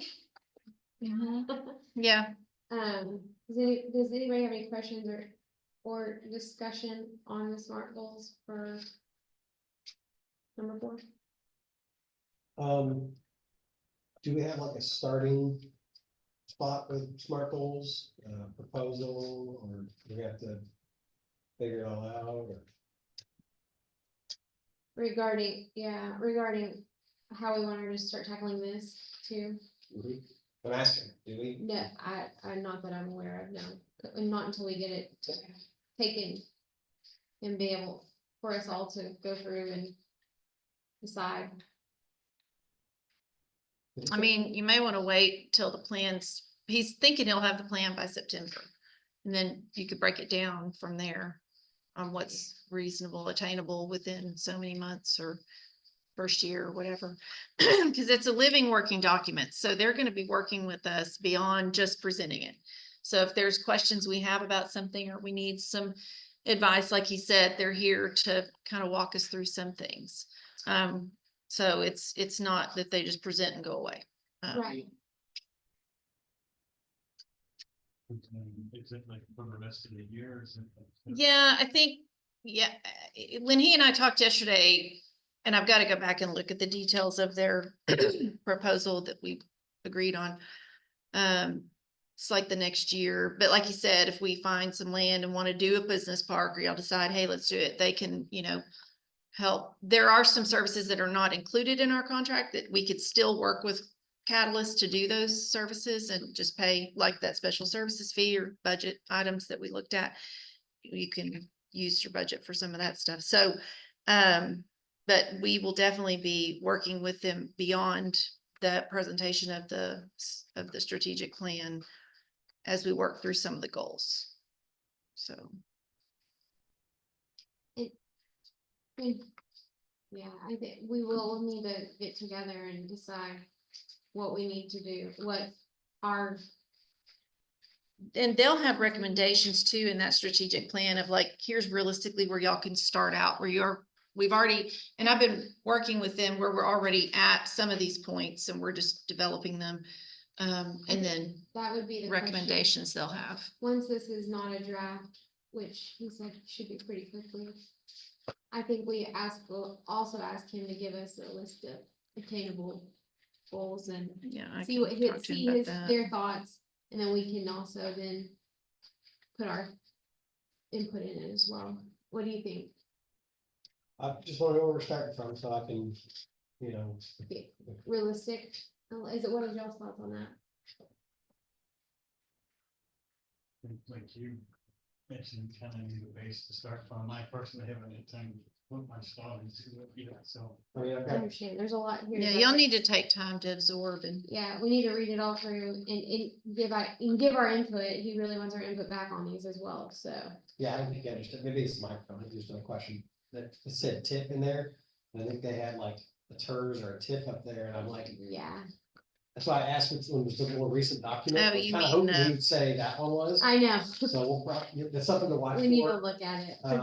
Cause I noticed that one, Take. cause he talked about our tip. Yeah. But he has, title caps, or the group programs, we talked about that earlier in the document, and it came up again later, where it probably should be something else, so.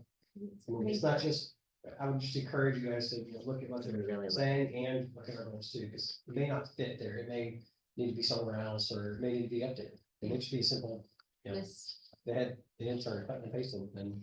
Yeah. cut and paste And on TIF us. and TIP sound alike on Zoom, so could be TIF or TIP, but yeah, Well, he had TIF, TIF, He had all it caps written on the down. screen, so. when he said TIP, No, he had spelled out on the screen. yeah. and he was on It this was side, right? here. TIF, all caps, so. Oh, yeah, because if you look on this page under here, TIF is under that. So I think the screen y'all were looking at was like a little brief summary of all these. So yeah, you got to look through the detail. Watch, I'm saying, Yeah, compare it to I put a those. note on there, so when I go back and look, I can see if Yeah. that's what they really meant, because I'll probably have that presentation on another monitor. Yeah, So I can try to line up where he was going with the presentation or where these goals are. yeah, the presentation was definitely more brief, so I would encourage that. Yes, Charles. Please, Even though you voted, can we go back to the budget? yes. We did not discuss technology. Can you increase? Yeah. Well, the recommendation I made for the amount in technology did not include Placer. So, Did you- oh, you mean it said devices, said personal devices in the, for the board.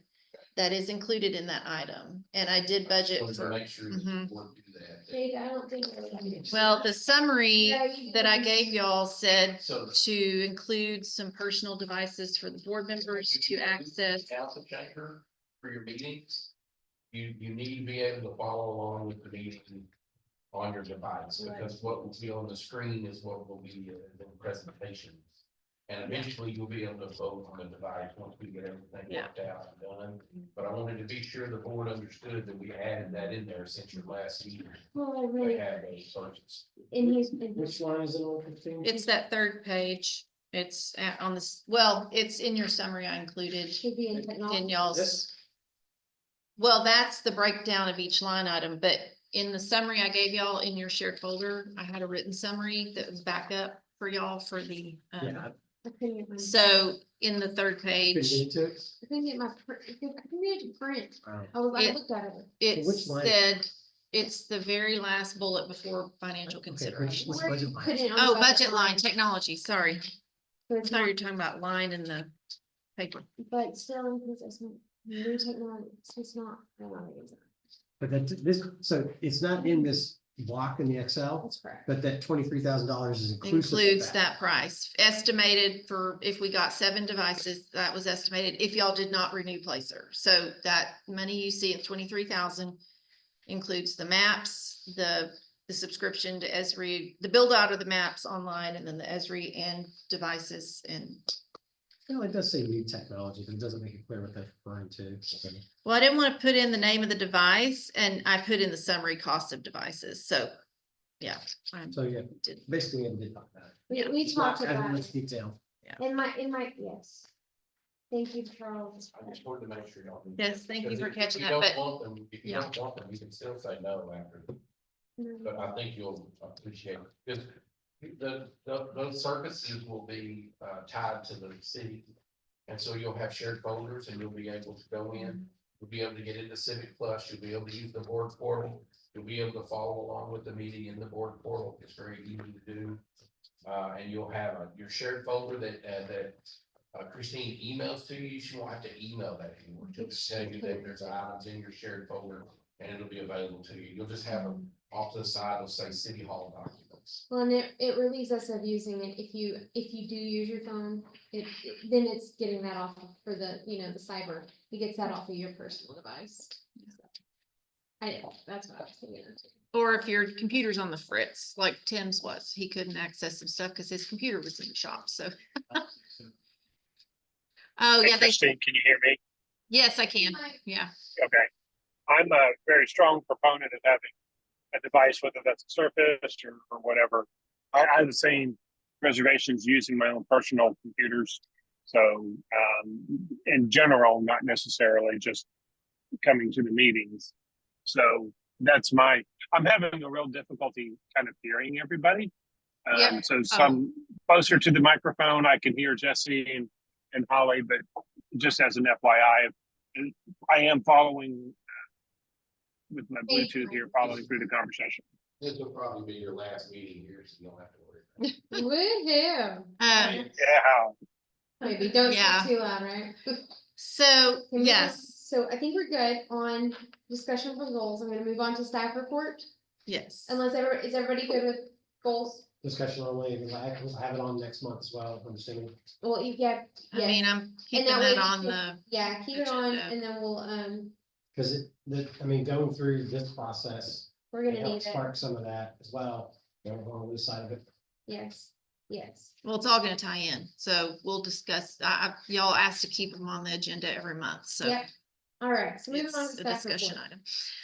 item. So in the staff report, y'all got the printouts, of the activity report, social media I attached in your packet tonight.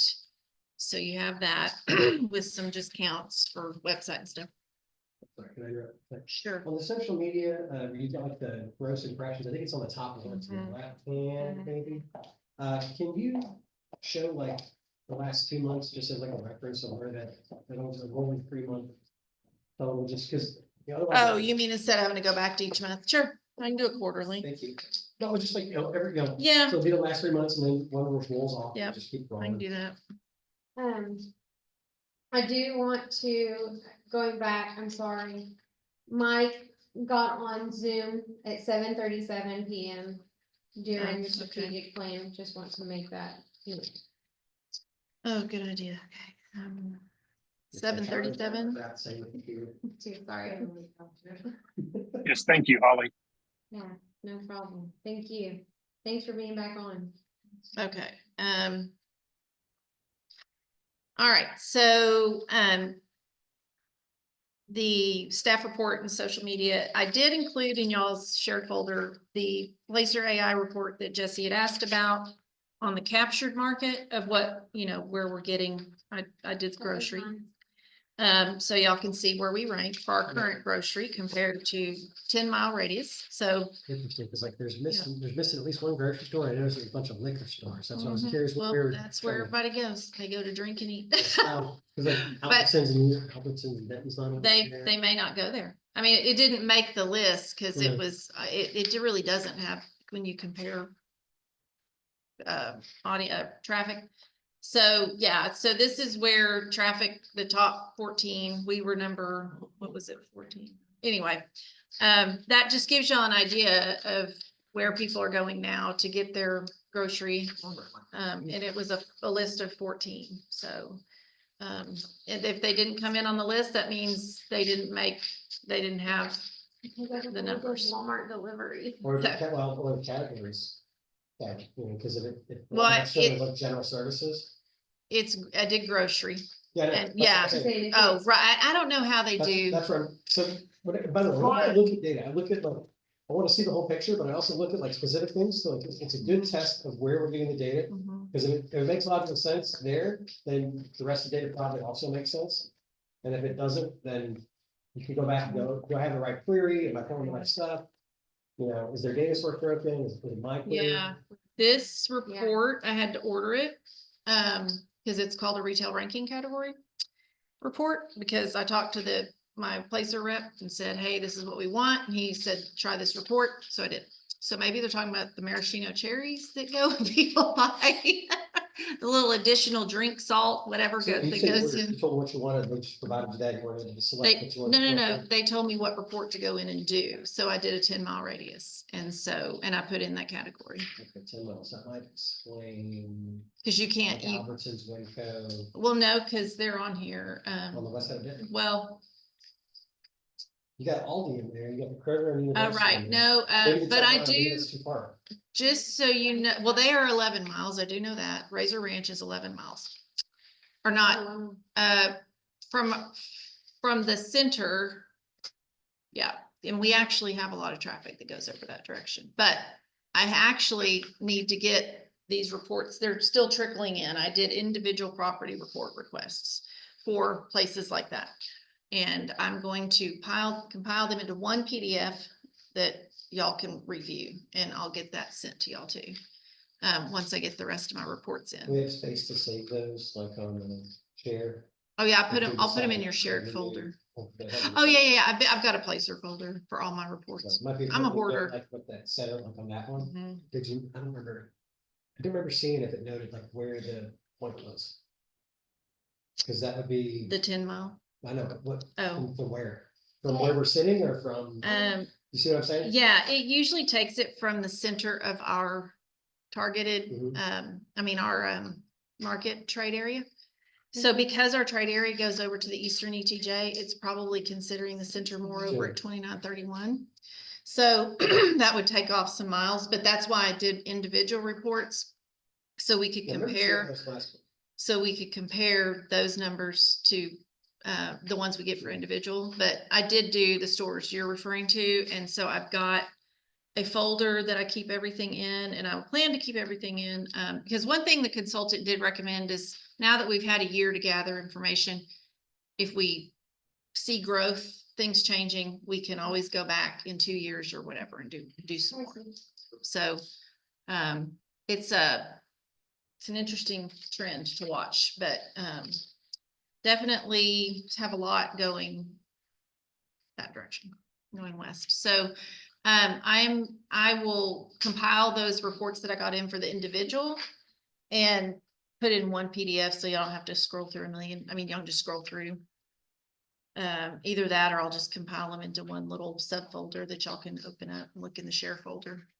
Because it's kind of interesting. It helps us see, where we are.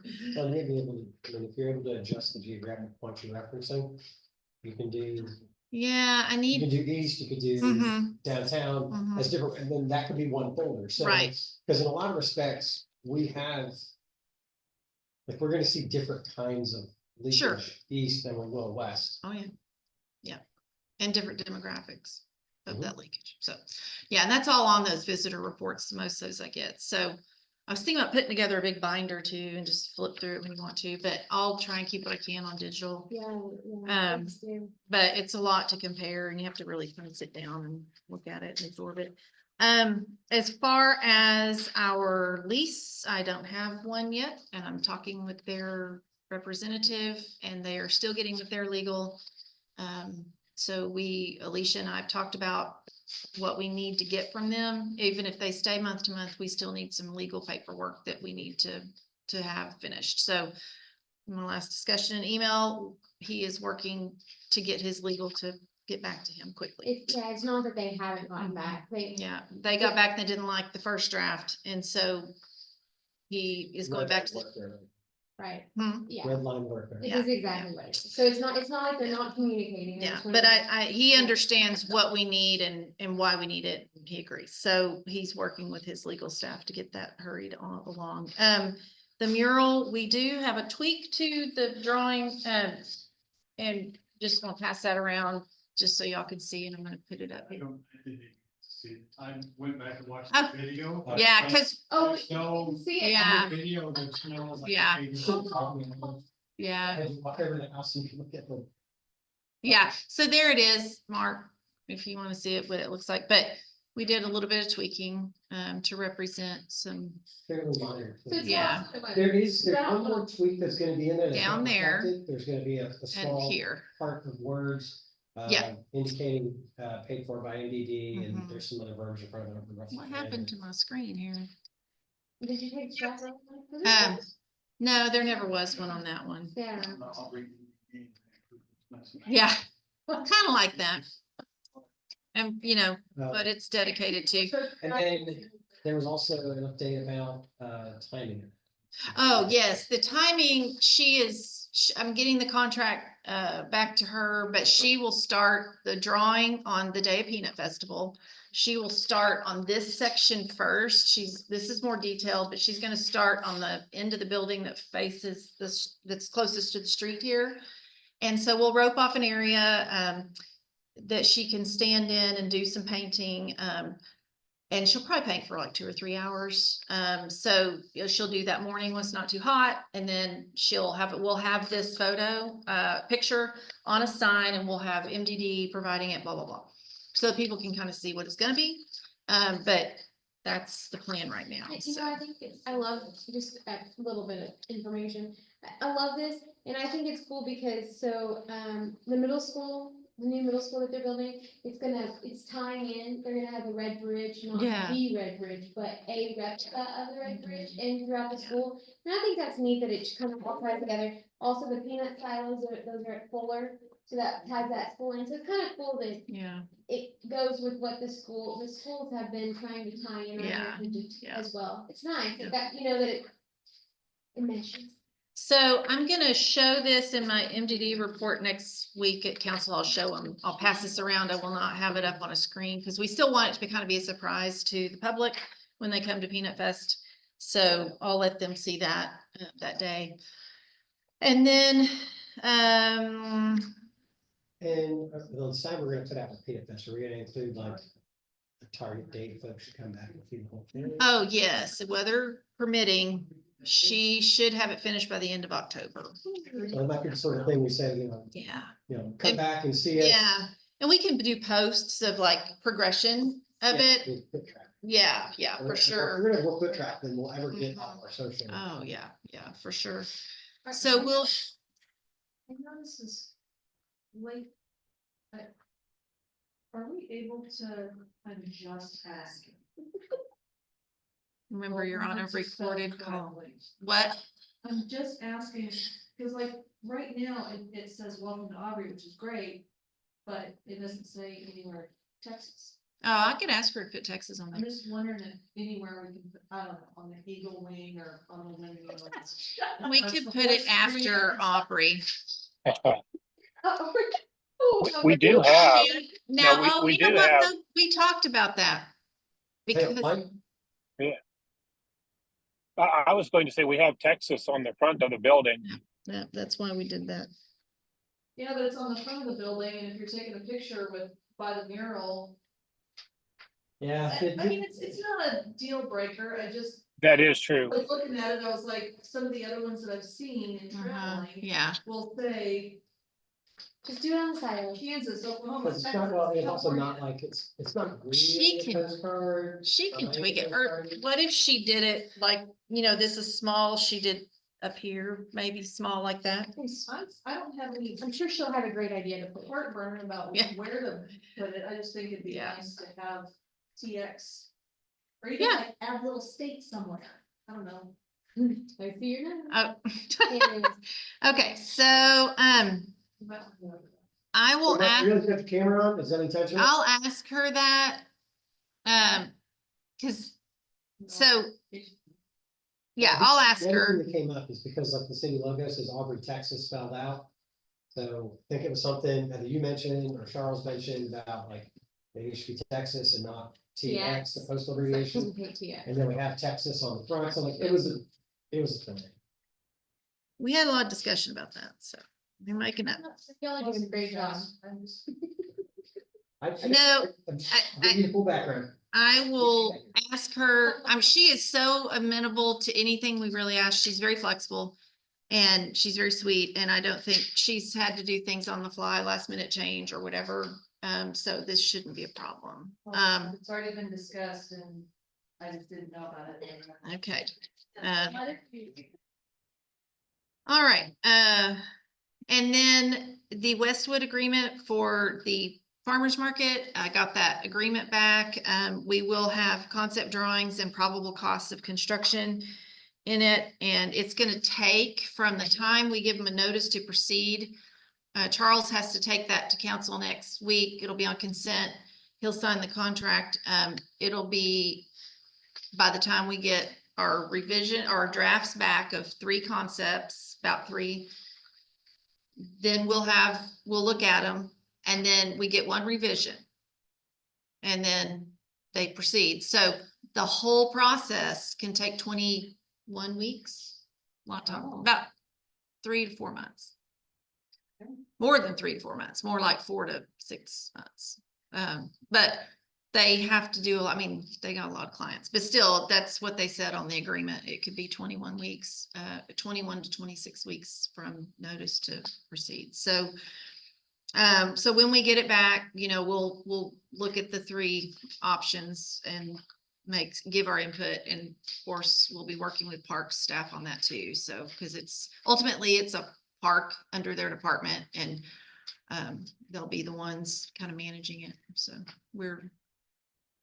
and then I think that was it on my updates. I do have training that I emailed y'all. I had not heard back from anyone on whether anyone's going to the sales tax workshop. I don't know if Tim, I need to check with him, follow up with him, but I know Holly and Mike went last year. I'm required to go every other year. So I won't be going this year because I went last year. So I didn't know if anyone else, it's in Fort Worth. Yeah. And it's 6 hours and it's in Fort Worth, but y'all are not required as board members to go by law. By law, we have to have, myself, the city attorney and, we have to go every 2 years. Or we have to have training on that law every 2 years, so, Been to numerous trainings. Yeah. yeah. Christine, is that in September or is that October? It's September, but you don't have to go, Mike. You went last year. I And went it's last year. Okay. only required for the director and the attorney or the city administrator or the city finance director, whoever we choose. It's an or, but executive director and one of those three. Only in September? Yeah, September 27th, Fort Worth. Ah, Oh, that's the date of my next grandbaby. So I will Oh, not be there. right. Okay, well, we won't make you go then, but just so you know, you don't have to go. And you got yours last year too, so, if you want to go to TML, or I've got the other dates I submitted in that email to y'all. I don't know if anybody wants to go to those, but TML is in Houston. And so it's gonna be, a little bit of a drive. What are the dates for, I don't have that email in front of me that I sent y'all, but it's October 9th through 11th, that Tuesday, Wednesday through Friday. And TEDC is the next week in Addison, which is close. They might have one day, but again, excuse me, that's their annual conference. And then Texas Downtown is at the end of October in Abilene. And I have training starting for the TEDC workshop, or not workshop, the certification. I have that the first week of October, so I'll be out for a few days at that training. Okay, I have a question. So help me, because they all run together. The one that was in Granbury was what? That was small towns, TML small towns. And then the one that we went all together was TML statewide for statewide. all cities. That's a good one. If you wanted to go to one, I would suggest that one. Yeah, Small times was not, yeah. I don't think we didn't learn anything on that one. I will say the hotels near the convention center in Houston are sold out already for TML. So we would have to find a hotel that's, yeah, That's a long. yeah, distance. it's middle of the I didn't week know it and was. it's a farther distance, but I just wanted y'all to know that's coming up. And I'll check with Tim on whether or not he wants to do the sales tax workshop or not. But I think that's all that we have Good info. coming up. All my time off is contingent on other people. I know. My I boss, so understand. we have to play. Yeah. Yeah. Rule that out, who gets to take time off, Well, who doesn't. So some, I would like reserve Thanksgiving, and Christmas, yeah, I would. I don't blame because you. otherwise we work, holidays. Something else that we can do is look at the webinars that are offered on TEDC. If y'all ever look at their website and you see a webinar that you think we would benefit from, we can purchase those for viewing and doing some learning and continuing education stuff that way too. Because there's, some of those webinars are geared towards some of the development agreements and deals that, cities can do. So that's all I have on my staff report. Hey, you Mike. Browning. Just. Bueller? Hey, are you aware your camera's on? I think he is because I think. Yeah. And I just wanted to make sure that you were aware that there we go. Okay, just checking. Y'all don't want to see my jeans pocket, huh? Yeah. That's exactly it. Yeah. Sorry Okay. to interrupt. No, thank you. I thought he knew. Sorry, I Mike. didn't know if you wanted it on recording. Yeah. The other question I had was for, Charles had mentioned trying to go to one of the chamber luncheons soon, and I wrote it down, but I can't remember which one it was, wasn't it? It's, yeah, I had the date wrong on the, No, he's talking about the one that she's Oh. gonna present at. Oh, that will probably be in September or October. yeah, So- we'll have to look at the date. I And if I'm I here. forgot what the timeframe was, but that was the one you mentioned she was gonna do the Yeah. presentation, so. And the registration is open for next Wednesday's meeting as well. And then the business, I need to quickly remind y'all, the Business Resource Fair, we're slowly getting RSVPs in. So if you know anybody that owns a business or maybe wants to start one, have them come that 28th of August, we'll have a lot of good resources there with people from the Texas Workforce. Also, North Texas Workforce Commission, City Development Services will be there to answer questions if anybody has questions about opening a business and permits and buildings and all that. And then we'll have people speaking every 30 minutes. They'll do about 10-minute presentation on just some marketing is one of them, commercial lending and finance, and grants is another one. The other one is HR trends and, hiring policies and things like We're that. talking Just somebody direct to our Facebook or directly to. the one to- who's doing the social media or the marketing tools and tips, it's basically businesses that have free marketing tools at their fingertips through Google and Facebook and, I mean, like. if oh, it's on the sorry. business owner, I'm like, hey, you can get more details. Oh, it's on our Facebook. It's on Chambers Facebook. There's an event. It's on ours. I shared it on our post. It's also on our website. They can register. It's on that page and it's been in a couple, I've just placed something in the Pilot Point Post Signal to just put out an ad about it Friday.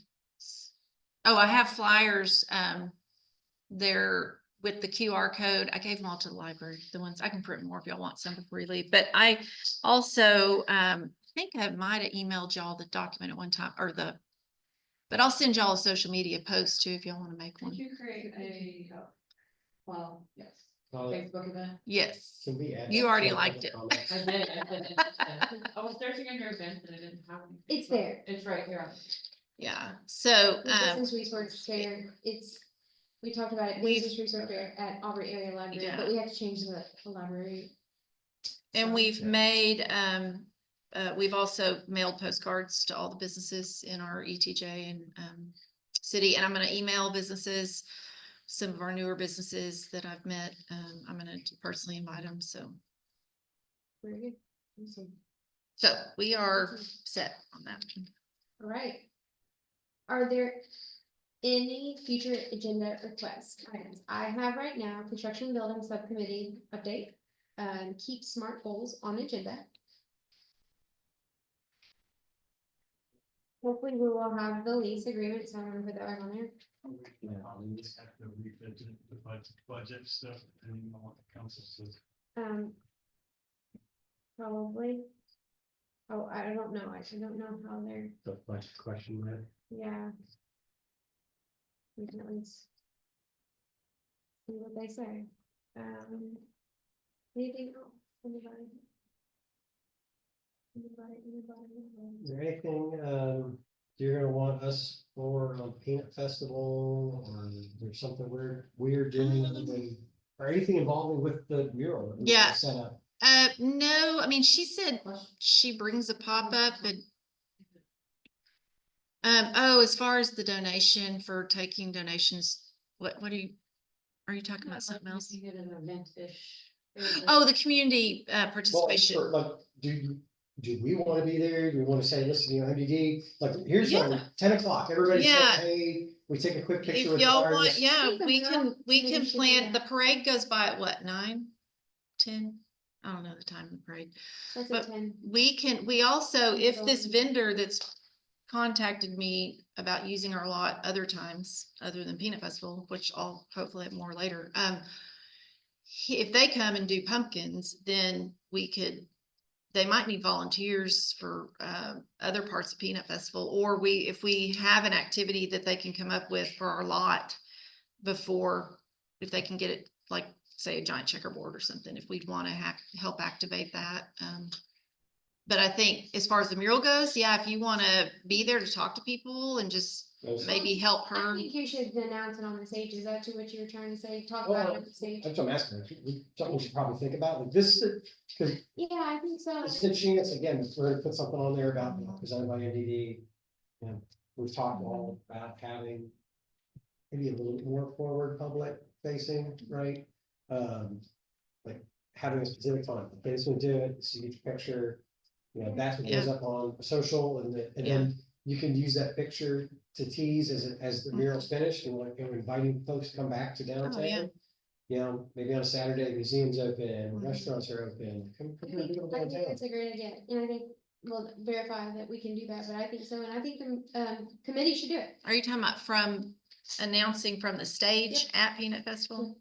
Like, because, That or even just right here, 'cause she's only gonna be here for a couple hours. yeah, So- she's only gonna be, the parade will be coming by there though while she's painting, so that's a good chance for if y'all wanna be there to answer questions, talk to people like, what is this? Yeah, if Okay, y'all want cool. to. Awesome. Do that. And then if they do the pumpkin decorating or whatever, I had told them if they want to set those pumpkins on our lot toward the front so people can see them. And the judges can judge them from there. And then people, if they do bring the pumpkins and people want to buy pumpkins or take pictures by pumpkins, our lot can be an activation point for that. But I think as far as the mural goes, if y'all want to have, they've got vendors right there. Mhm. They'll have it kind of roped off for her.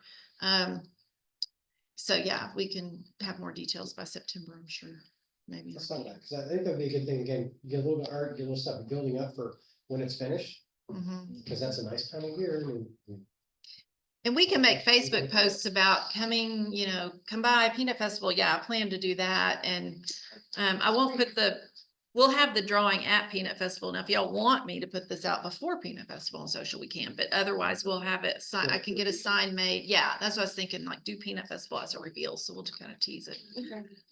All right. Anybody else? Anybody else? All right, at this time, the Auburn MDD board will convene into executive session. Holly, Yes. I apologize. I thought of one thing. And if it was brought up, it was simply because I'm unable to hear everybody, but was it brought up that I think, are we supposed to do officers elections at the next meeting? Oh, right. I was gonna have that on there, but thank you for bringing what did that you up. say? Officer elections. Oh, yes. Okay, thanks. Thank you, Mike. Well, glad you're able to understand. it. So- I've got nothing. All right, Okay. now, at this moment, we will convene into the executive session to discuss the following items. Section 551.071. Nope, we're not. She's not here. Sorry, just says just saying it. Okay, section 551.072, real property. Section 551.087, deliberation regarding economic development negotiations. Ready for a motion? I'm ready for move. I'd like to make a motion to close open session and open executive session at 8:48 p.m. I have a motion by Jesse, a second by Vicky. All those in favor?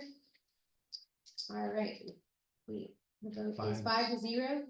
We are now moving into recess. All right, very good. The Aubrey MDD board is now reconvened into open session. I'll make a motion that we reconvene into open session at Oh. 9:17 and also adjourn at 9:17. All right, I have a motion by Vicky. Second. Second by Aaron. All those in favor? All right, we adjourn this meeting.